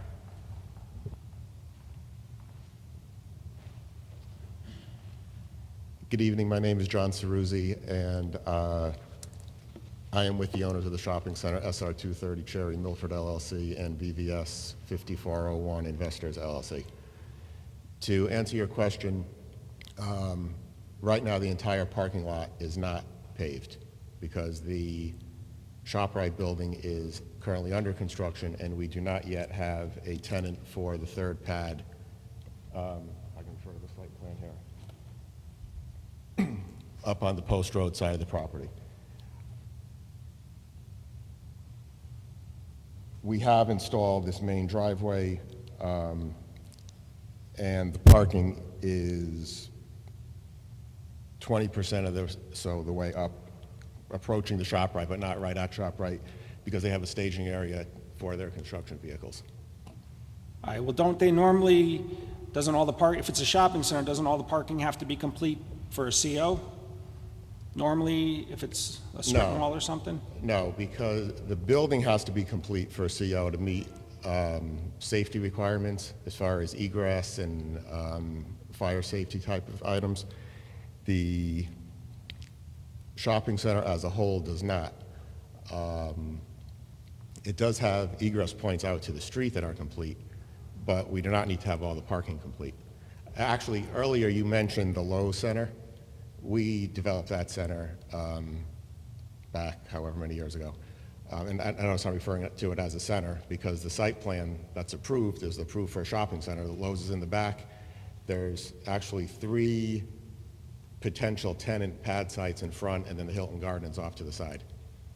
So that's So- all one owner and it's That's- leased out? Yes. Okay. Well, it's not all leased out, otherwise there'd be buildings there, but Yeah, it's you know, one owner. the other two. Lowe's was the anchor tenant, and then when the economy went bad back in, was it '08, that became kind of what we call a B site. So really, everything stopped. And then when things started to come back, the A properties along the Post Road, which is where all the retailers want to be, are starting to fill in a little bit more now. The B properties, which is what those 2 pads would be considered, we're still having some problems with getting leased. I also, if I can say a couple other things, I believe in the packet that the attorney handed out, there may be some sections of our lease with Total Wine. I don't have a copy of the lease with me, but I know that the front cover refers to it as a shopping center lease between our company and theirs. The attorney for the applicant here mentioned something about people scrambling to get the store done.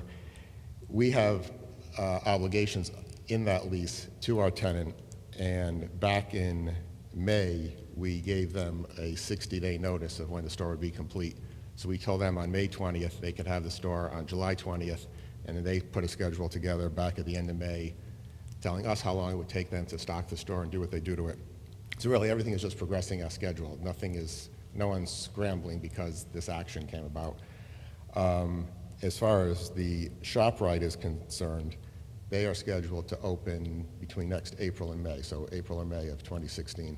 And that is on board to, they already started construction of the building, and it's slated to be done and open, like I said, between April and May of next year. As I mentioned earlier, we don't have a third tenant yet, but we're still working on that. And someone had mentioned something about a name of the shopping center. There was talk before we came into the Planning and Zoning Commission last May to name the center, but the way the Milford zoning regulations read as far as signage is concerned, you're limited as to how large your sign can be. You don't count addresses, you do count any copy or advertising. So our main pylon sign has space for the tenants of the shopping center. At one point, the ShopRite owner wanted it to be called ShopRite Plaza, but if we did that, that would have been considered advertising and would have eaten up the square footage of what we were actually allowed of for signage. So that's why the signs only have an address on top, and the shopping center does not have a name, otherwise it would have.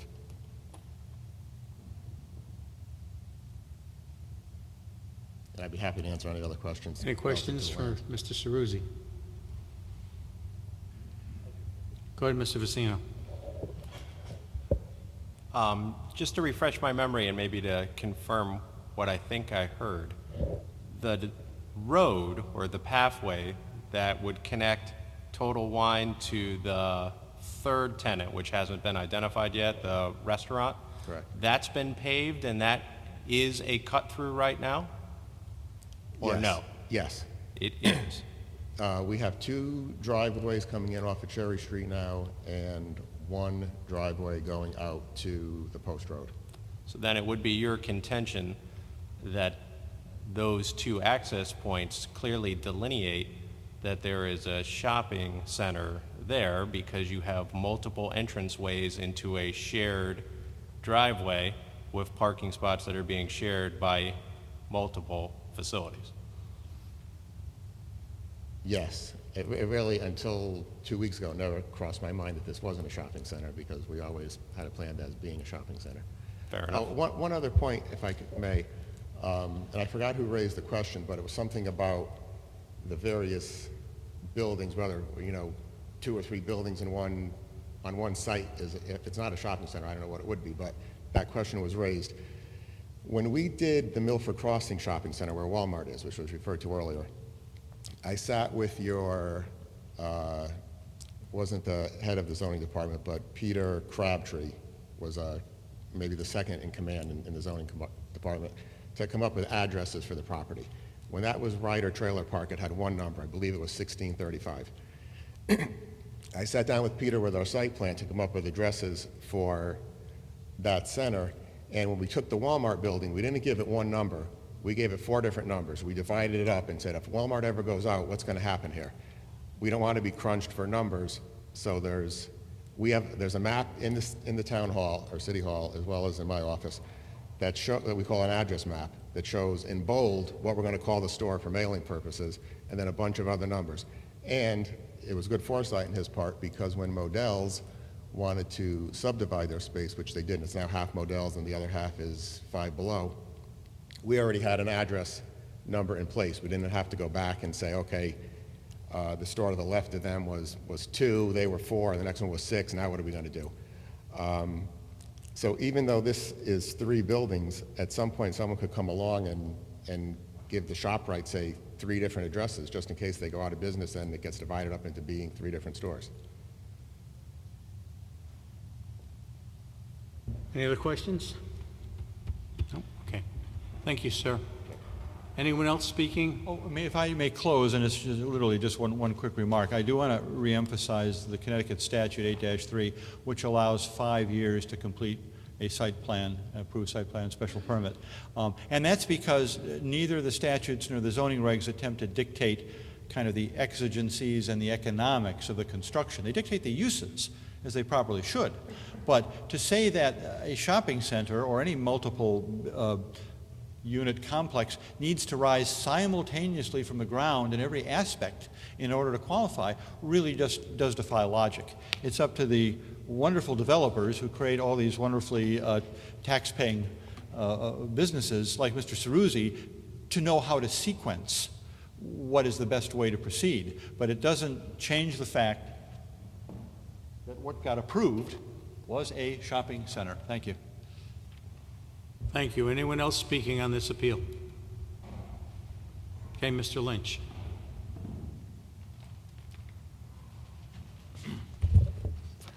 Thank you. Just a few points just to tie all this up at the end.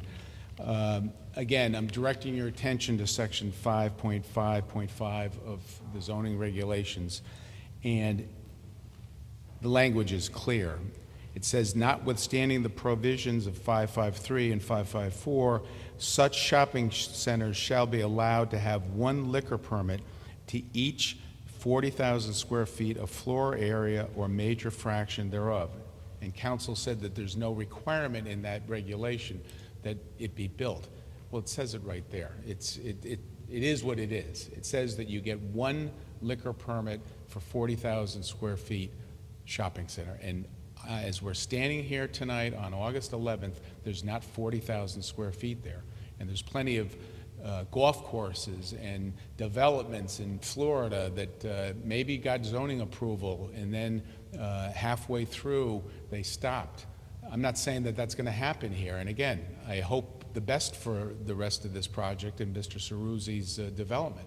But my client is being put in an adverse position here because, as council just said, ShopRite is not, or Mr. Ceruzzi just said, ShopRite is not anticipated to open for a year. So for a year, that store is going to be open, and in taking advantage of a zoning regulation perhaps that allows it to open, and that's to my client's detriment. So what we're here tonight is asking you to have the zoning regulations be enforced. If, again, you buy into the argument that this property is a shopping center, then once 40,000 square feet is in existence there and it's leased and it's open, then Total Wines can take advantage of the free pass that they get under this regulation. And to respond to council's first comment about how this is an inappropriate appeal brought to you tonight, unfortunately, that's not the case. We're here tonight because of the fact that more than 15 days elapsed between Mr. Harris signing the liquor permit, and in that 15-day period, we could have brought an appeal of his action signing the permit. We did not become aware of this until we saw the liquor permit posting on the post road. I called Steve. I found out through the Department of Consumer Protection and the Liquor Control Office that in fact he had signed the permit on the 26th. So it's the flip side of it. We're taking an appeal of his inaction, and that is not, under the Reardon case or any other case law, that is not something that is precluded from us doing here tonight. Unfortunately, I disagree with counsel on that point. You know, we talk about logic, and I started my presentation to you tonight asking you to use logic. I want you to just look at the property and see what's there. And again, the argument is that it's not a shopping center, but if you take the position that it is ultimately going to be a shopping center, right now there's not 40,000 square feet there that gives the free pass to Total Wine to open their store.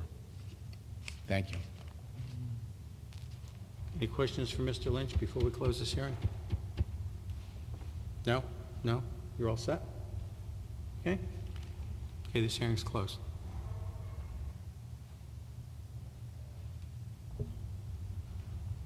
You have a question for Mr. Harris?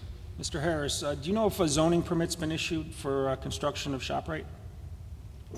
Since an appeal was brought against me, that precludes me from advising the board, other than my testimony. Oh, you can't even answer that question, though.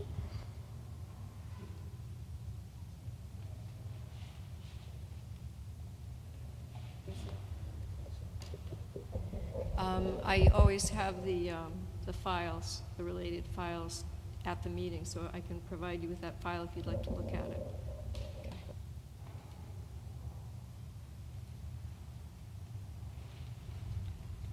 Discussion, we can continue on. What are your thoughts? Well, I'm feeling if ShopRite's already applied for the permit, or at least the zoning permit, and they don't have the building permit yet, at least they're going to build the store, and I'm kind of leaning that way, that it is a shopping center.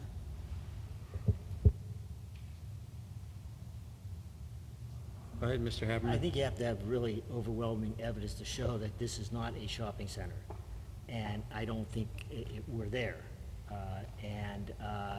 So I guess that's where I am with it. I mean, it really has to be overwhelming. I mean, there's really no definition anywhere, but you really have to show that it isn't one. The fact that the buildings aren't all built at the same time, I don't think disqualifies that.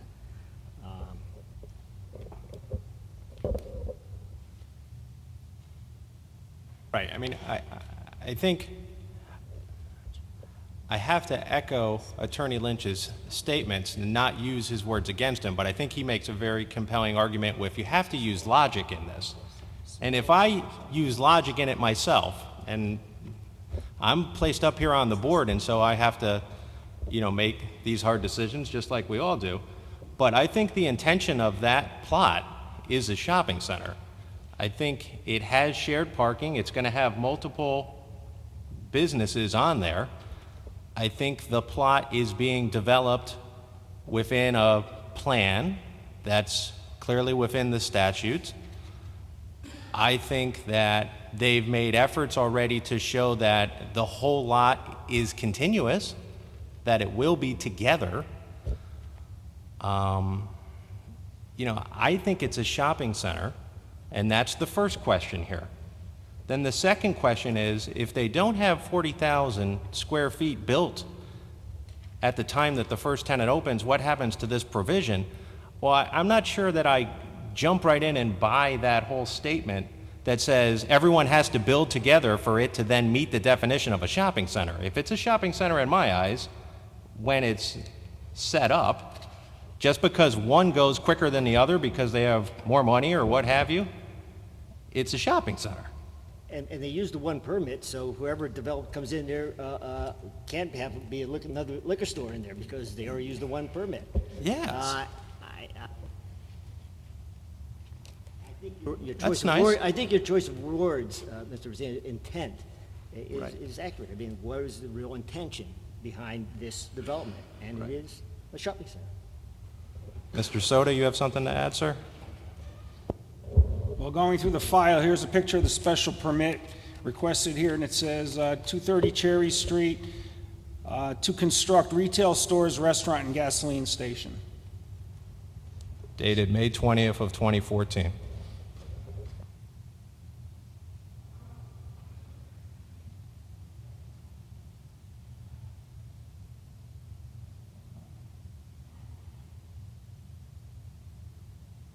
Any other comments, gentlemen?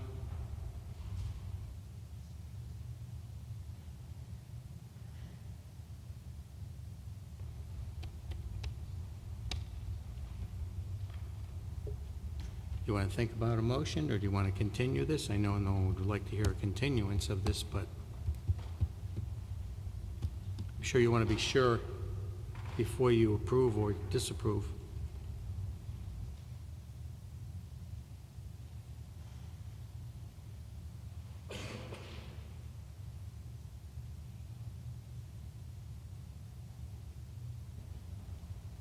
Well, let's just come right out and say it while we're in discussion. Does anyone here on the board think that this didn't have the intent of being the shopping center? Is there anything that would change our mind on that? Because I'm not in the business of continuing things just to prolong something. Okay. I'm just That was good. just asking. Good statement. So it sounds to me like you have your mind made up. Wow. Okay. So I guess I do. So we'll see Okay. if my commissioners, my fellow commissioners, agree with me. All right. I'll make a motion to deny the application that says that this is not a shopping center. Or are you upholding the decision of the zoning officer? Well, I guess in theory, then, I would also be upholding the decision made by the zoning enforcement officer, Mr. Chairman. Thank you. So I make a motion to uphold the decision made by the zoning enforcement officer. That would be my motion that I would like to state and have voted on. Second motion.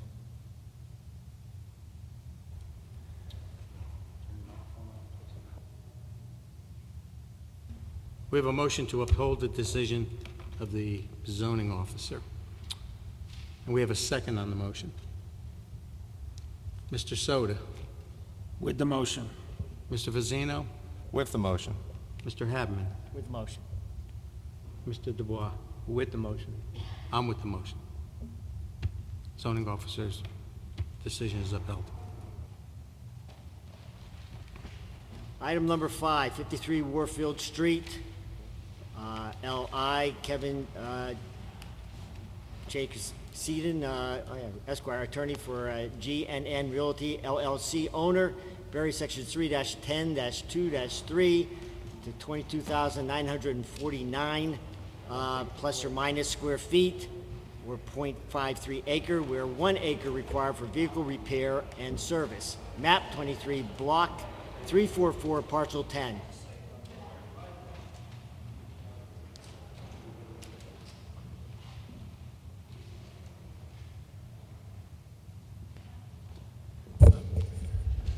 Good evening, Mr. Chairman, members of the board.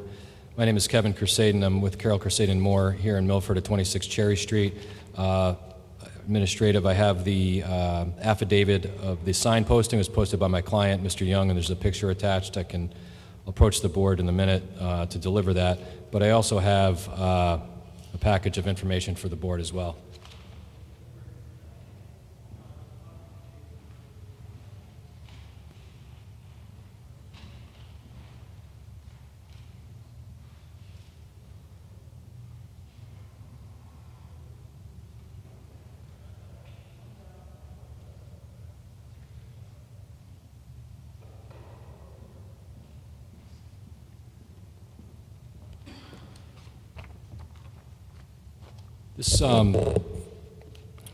This was here before you over 6 months ago. It was denied. I was unable to attend that hearing. My client came in by himself. He's here tonight, Mr. Young. He owns and operates All Ford LLC. Currently, they're operating on it's Bridgeport Ave or Post Road. I'm not sure, but he'll speak to that. After I give a presentation and answer some questions, Mr. Young would just like to say a few words. This property is somewhat unique in the fact that the building was built in 2001 or so by, I believe it was Chico's Oil, if I'm pronouncing that correctly, to do the, I believe the intention was there was an office space, but there was also space to repair their vehicles or do work on their vehicles. The property's in the LI zone. In 2001, it was in an LI 10 zone.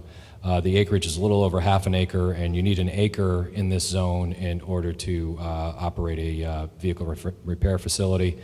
I had started on this a while back, speaking with Mr. Sulkus and going back and forth, and we agreed to disagree about that the previous use would be the same as the proposed use. I think Stephen Harris will put a fine point on it, but Mr. Sulkus's point was that the previous use was just vehicle repair for a business, and what we're asking for is a public garage.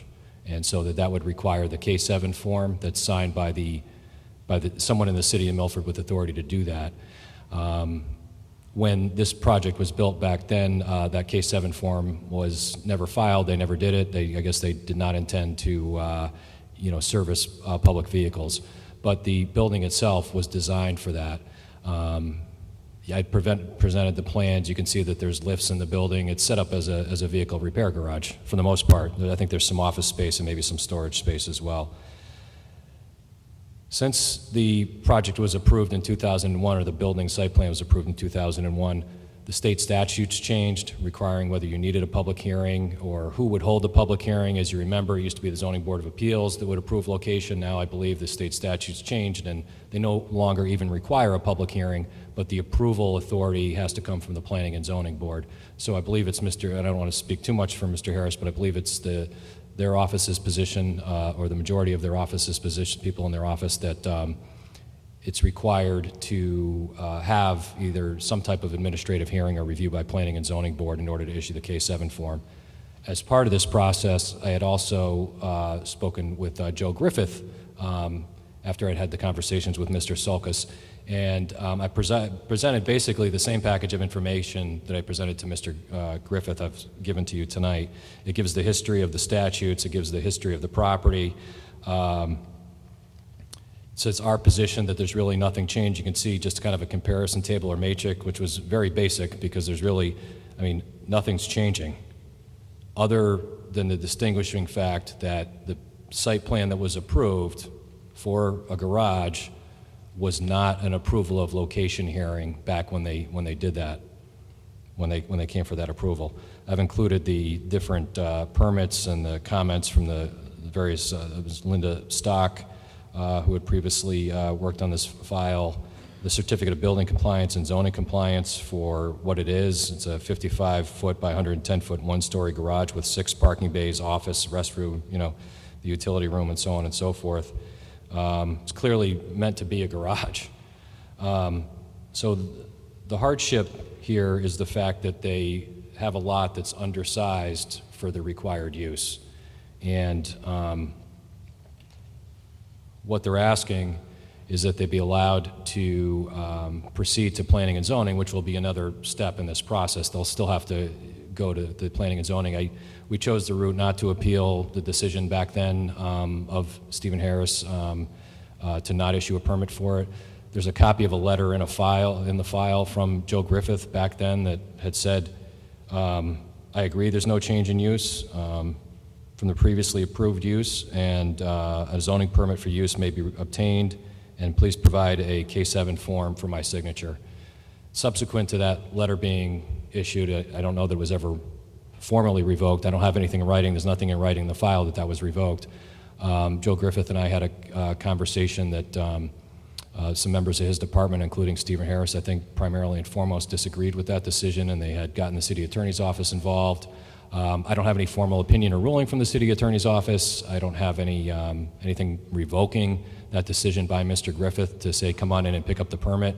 When my client had tried to pick up the permit, I don't think Stephen was there that day, but he wasn't able to, obviously, so that's why we're here. A lot of time has passed. I don't know what the property is being used for now. I think it has probably been rented out over the years as different things, but the highest and best use of the property as it sits with that garage on it is as a vehicle repair facility. I know that you're well aware that down the street at 11 Warfield, probably a month or two before my client came in on this in February, I think it was December maybe, you granted an approval for an auto repair facility on 11 Warfield with a property that was 0.38 acres. This property is 0.52 acres. And you had put a restriction on there that it was to be used for, I think, auto body repair only. But it was a very similar variance request, same street, same zone. And I know that doesn't bind you to make the same decision here, but I don't think it's out of character for the neighborhood. You probably also know that that was appealed. It was appealed by the neighbor across the street. My understanding is that they've come to some settlement and it's been completely withdrawn. So I just wanted to mention that to give you that history. Pending your questions, I'll be followed by Mr. Young, who wants to say a few words if possible. Yeah, one of my questions, I believe, maybe I heard you, saying because of the so-called K-7 form, Yes. that this should be moved to planning and zoning because of that form? Well, that was not my position and is not my position. I think that someone should be able to go in and sign the K-7 form now, like we had asked for.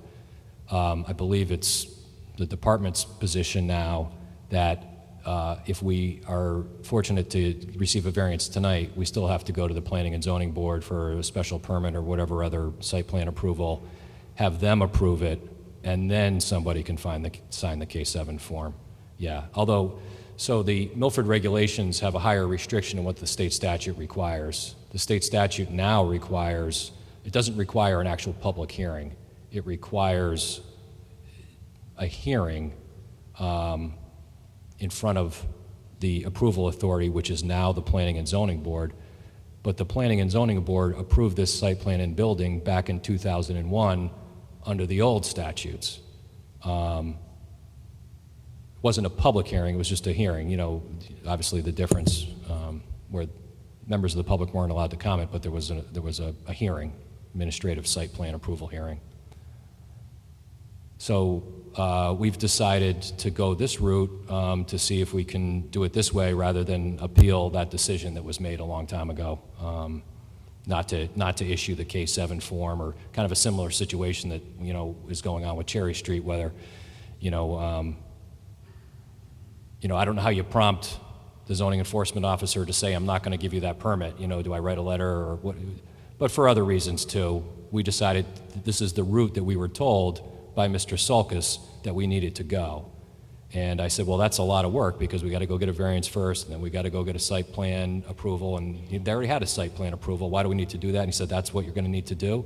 And so we decided to follow his guidance and do that. And it was denied 6 months ago, and I don't know if that was a reaction to the appeal from the property down the street, but that appeal's resolved. So that's the history of it. Well, things are pretty much the same as they were 6 months ago. It's just a matter of you're asking us to reconsider it. And like I had mentioned with the planning and zoning, I don't know if that's possible for us to give the variance and then pass it on. It's almost like asking for another city opinion, but... Well, there's actually, it's two separate things, and we do it all the time. If I represent a developer and he needs a variance for, some lots on a subdivision, we still have to get the variances first, and we still have to go to planning and zoning at the subdivision approval. So in this case, the variance is just for the size of the lot. You need an acre. So the planning and zoning part of it would be a separate, it wouldn't be the same decision. It would be a different decision. Be a site plan approval. It would be, the decision ultimately would be to have an established business there. If we follow the scheme that I don't personally agree with, that is required by Mr. Sulkus, It would be a decision, it would be that formal approval of location that was never given. That's what that next step would be. And you probably remember this board used to do the approvals of location until they changed the statute. So this is a variance to see if we can even get to the Planning and Zoning Board. We would need this variance first, otherwise we can't go to the Planning and Zoning Board. Thank you. Any questions for Mr. Crusaden? No? Okay. Is there anyone else speaking in favor of this application? Well, not in favor, but just as part of the presentation Okay, is Mr. sure. Young. Yep. Absolutely.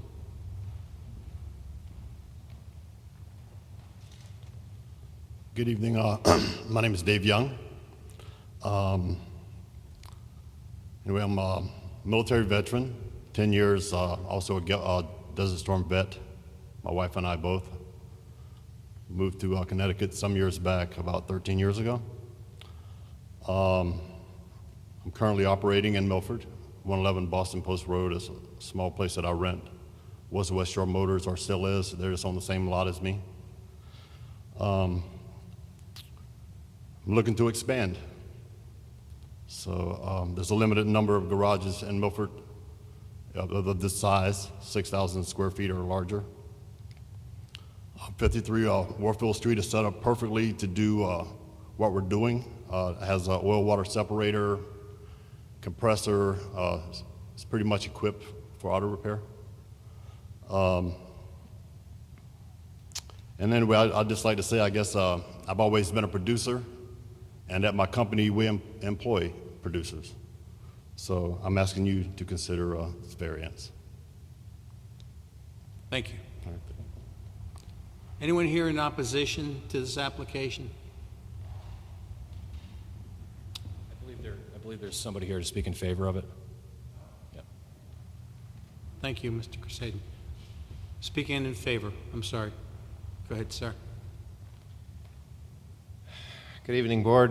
My name is Christopher Lichtag. I live at 76 Worcester Street. I live in the same neighborhood as this subjected property. I also work at Excello Tool, which is the adjacent property. And I was here a few months back when we did the 11 Warfield variance.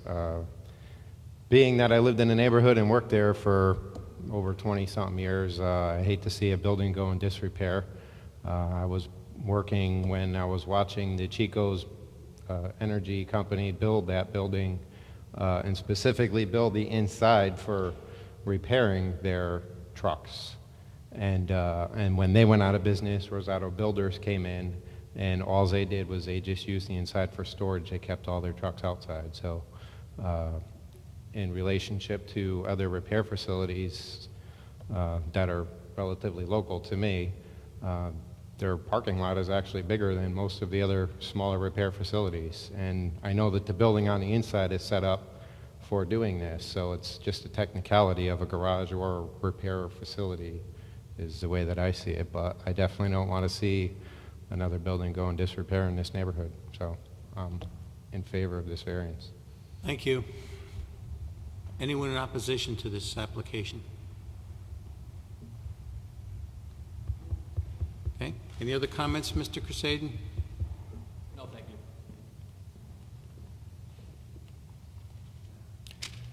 No, thank you. No. This hearing is closed. What do you think, gentlemen? Same kind of situation that we had. Well, I'll tell you, I went up and down the street 3 times today, and to the left, two buildings to the left was a limousine repair service, and the door was open. I saw lifts in there, and they had vehicles up, and they were working on them. And, you know, we did approve the body shop down the street, and there's really nobody here for opposition, and it is a building designed for that, whether he's doing public vehicles or Chico's doing his own vehicles. I mean, you still have the same amount of work going on. So I don't know, kind of leaning towards it. Okay, any other comments? Mr. Vicino, you look like you're thinking. Yeah, I mean, I don't know if anyone wants to hear what I'm thinking, but to be honest with you, I mean, I'm just wondering where the opposition is, to be honest with you, because last time there was a lot of people here that felt very passionately about ruining the integrity of their neighborhood. This is a similar deal. I don't know if they're apathetic towards it because we passed the last one, and I think we gave our reasons why, but it's just, that's why I'm sitting here and I'm kind of in stunned shock that there's no one here. I know how I voted last time. I'm a gentleman of consistency, but I'm just trying to put that together. Yeah, I think we denied this before. We did. And because there was such opposition to it from the neighbors, yes, because of the amount of, party, or the cars would be hanging out there and that kind of thing. So I'm having a hard time negotiating that with, there's nobody here now, so, and. I know the record's closed, and I don't want to interrupt, but I don't think anyone came and spoke in opposition against this last time either. I think you're thinking about 11 Warfield. Yeah, it was the body shop, and those were the neighbors across the street. Okay. So, Mr. Chairman, hearing's closed. yeah. Okay. Any other comments? Yeah, I realize also that this is undersized, but our other thoughts last time was something has to go in there. Well, Joe, if you look at the street, it's residential on one side and it's commercial and industrial on the other, and it's obvious the industrial was there a long time before the residential was there because there's a lot of new raised ranches on that street. So, what came first, the chicken or the egg? But these buildings have to It get was the filled chicken in because years. the Wow. businesses were all on the other side of the street first. Okay.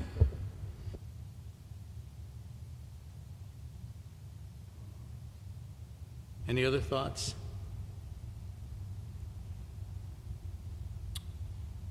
Nope. Okay. Any motion? I'm going to make a motion to approve. Reasons, please. Well, based on the size of the lot and the building being set up for auto repair, and no opposition to it. Second? Do we have a second?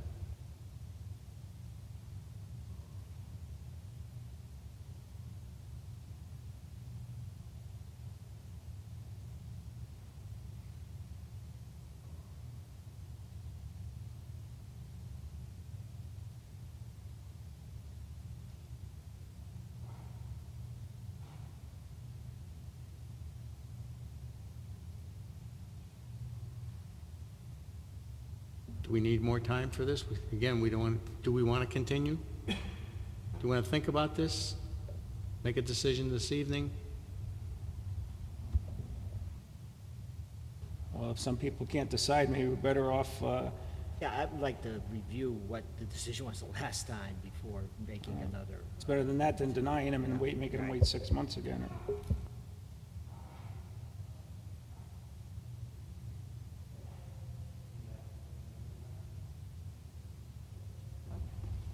Okay, we'll take a few minutes and get the file out for review.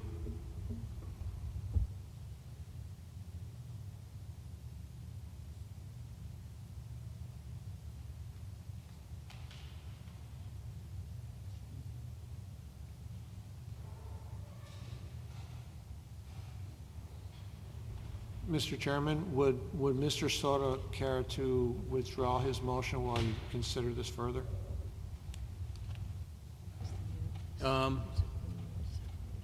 Mr. Soto, will you withdraw your motion just till we have this review, and then you can restate it if you still feel so? Okay, I will withdraw my motion for now.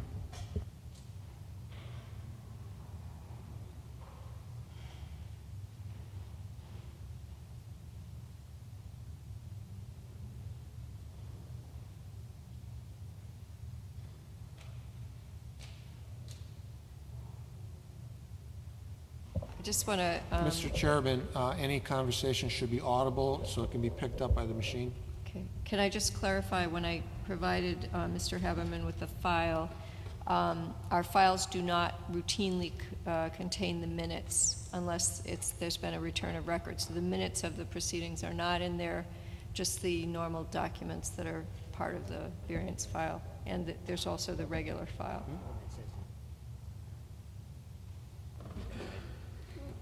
Therefore, it doesn't say why we denied it, it just indicated that we denied it. It was, without the minutes, you don't have any. We need the minutes to. Yeah, you need the minutes, right. And the minutes would have any people opposed.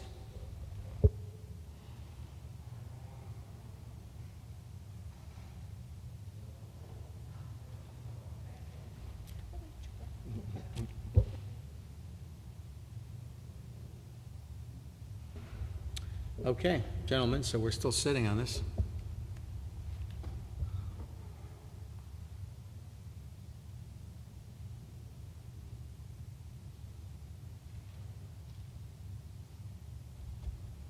All right, can I throw out a piece of discussion just for a second?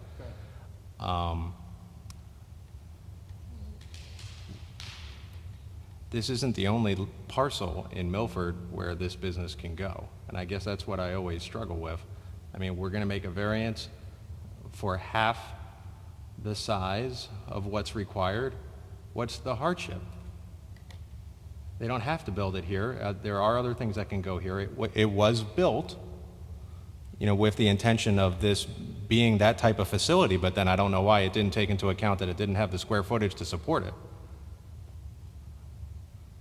So I mean, Well, then why did we approve the body shop, which is on a smaller parcel? Auto repair is auto repair.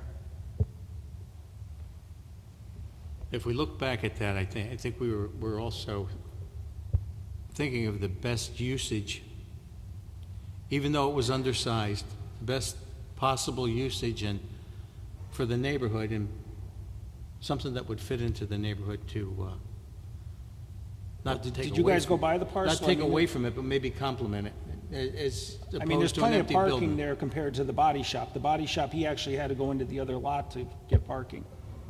So, I mean, this lot is set up very nice with parking spaces, and I drove up and down the street 3 times today, you know, and it's a clean site.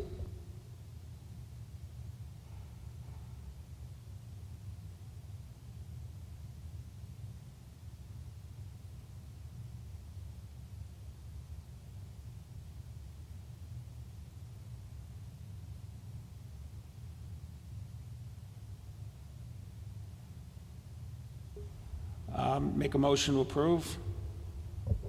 second. Approval is based on the undersized lot and the, what did I say before? Read it back to me, Mike. I have Mr. Soto supported his motion by reason of the size of the lot and its configuration for the proposed use. I think you also said that there was no opposition. Right. We had a second, right? Okay. We have a motion to approve, and we have a second on the motion. Mr. Dubois. I'm with the motion. Mr. Haberman. With motion. With the motion. With the motion. I'm with the motion, it's approved.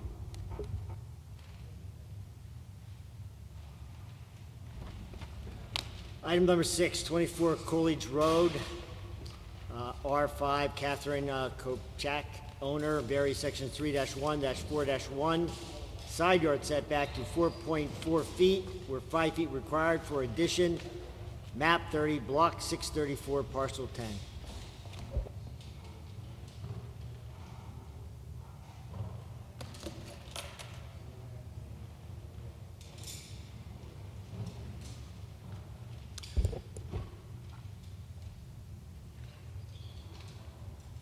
Good evening. For the record, I'm Jeff Yankee with Quisenberry Architects out of Farmington, Connecticut. I'm the architect who is representing Catherine Kopchak for a small addition that is being constructed on the rear of her house. This is part of the Hurricane Sandy rehabilitation program that we're working with the Connecticut Department of Housing on. We're looking to have right now the house is on a non-conforming lot. It's, I believe, 5.4. It's a 5-foot setback on the side yard, and it encroaches by about 7.5 inches. And where the addition is proposed to go onto the house, what we'd like to do is to just continue along the line of the existing structure and build the addition in that area.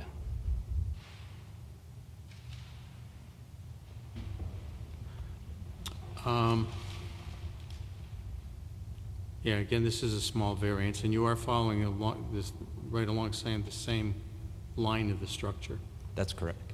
That's correct. Sorry you had to wait so long this evening and go through everything, but It's a nice ride back you get to on the agenda. back to You Hartford. get on the agenda according to what time of the month you came in and applied. So had you That's all applied right. earlier, and you stated that you live far away. but- Yeah, no, I appreciate your time. Any questions for this gentleman? No. Okay. Thank you. Anyone else speaking in favor of this application? Anyone opposed to this application? This hearing's closed. Okay, so I think, Mr. Chairman, you mentioned that he's just squaring off and continuing along the path, so there's no increase to the nonconformity. So I don't have a problem. Correct. I don't have a problem with it. It's pretty simple. Okay. Okay, we need a motion. I'd like to make a motion to approve. Second? Reason for the approval is because we're not increasing the nonconformity, the current nonconformity of the lot, and I'd like to approve based on the survey that was presented for us today for the hearing. We have a motion to approve, and we have a second on the motion. Mr. Dubois? With the motion. Mr. Haberman? With motion. Mr. Soda? With the motion. Mr. Vecino? With the motion. I'm with the motion. It's approved. Thanks very much. Item number 7, 25 Eastern Parkway, R5, Kenneth McNary and Nancy McNary, owners, vary section 3-1-4-1, side yard setback to 6.8 feet where 10 feet required for mud room addition, map 14, block 22, parcel 3. Good evening. Hi, You're in the I'm same- very nervous. Good evening. I'm Nancy McNary. I live at 25 Eastern Parkway. This is my husband. I do have a picture, but I can't put it up. Should I just bring it to you? Well, we have an illustration of what you're trying to demonstrate. This is just a simple sketch of what the mudroom's going to look like. It's, I don't know the codes, but it's a variance.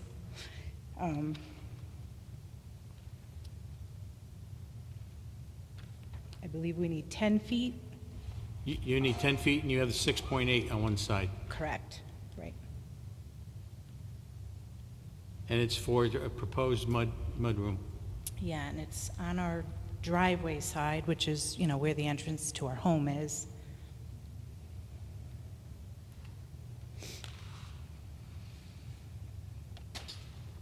Gentlemen, any questions for this lady?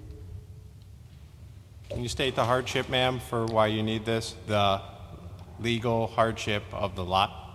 Well, it's on our driveway side, which is currently where we do enter our home, where we park our cars, so, that is the side of the house that we do enter, that is where our door is. And that's, currently we do have a porch, it is open, so it's 4 feet wide, but we do want to enclose it, so we have like a, way to get in and have a place for coats, because that's something we don't currently have. Mr. Harris, when I look at the map, I see 6.8 if they build the mudroom, but it looks like, It should be 6.6, I think. okay, well, my map says 6.8, but my question to Mr. Harris is the distance from the adjoining parcel's property line to the current porch or that entryway, how many feet is that? Right now, they don't have a setback problem, right? If they just leave it as it is?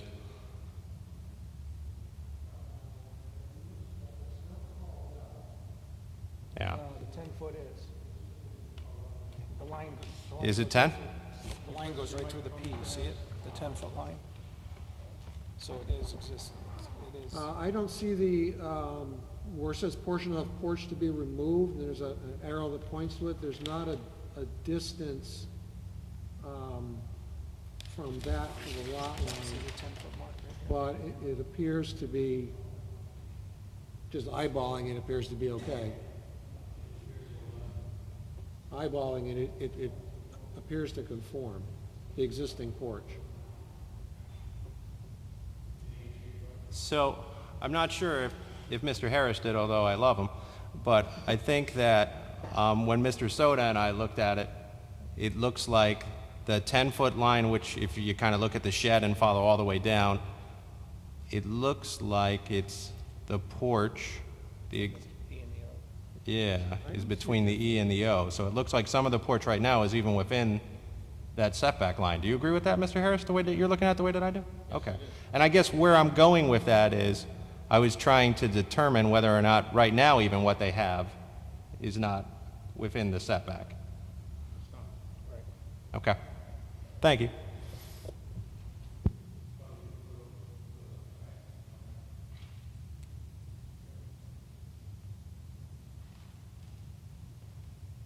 Any questions for this lady? No? Any other discussion? Anyone else speaking in favor? I'm sure you're in favor of this, sir. You want to put your name on the record to be in favor? My name is Ken McNary, and yes, I am in favor of it. Thank you, sir. I have to ask, is anyone opposed to this application? There's no one here opposed. Okay, any other questions? I'm going to close this hearing. No? Okay, this hearing's closed. Pretty simple, gentlemen. We should have had a few more of these tonight. I don't see anything wrong. They're just improving their property. It's already out of compliance, so it's not Yeah, correct. yeah. So, I'm certainly in favor of it.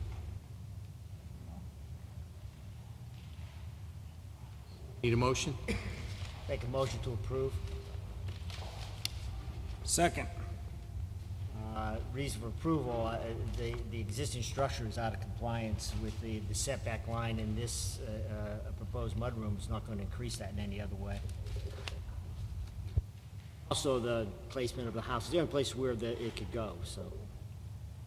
A motion to approve. We have a second on the motion. Mr. Soda, With the motion. Mr. Facino. I'm with the motion. Mr. Haveman, With motion. Mr. Dubois. With the motion. I'm with the motion. It's approved. Let's take a couple of minutes recess here until our recording secretary gets back.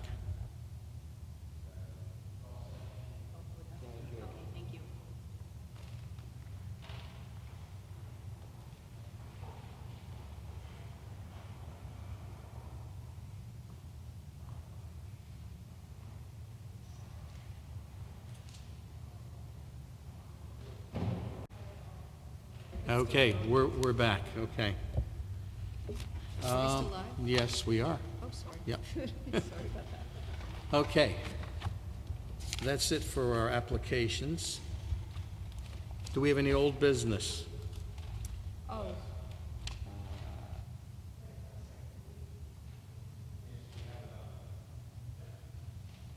Old business? No old business. Okay, new business? Okay.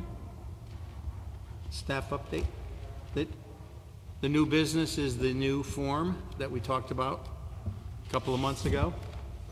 It looks very nice. Well, what we did, what Meg did, is tweak the language on the application form and then put it on a more handy 8.5 by 11 size sheet. Thank you. Let's see, staff update. Mr. Chairman, you should approve this new form. no, wait.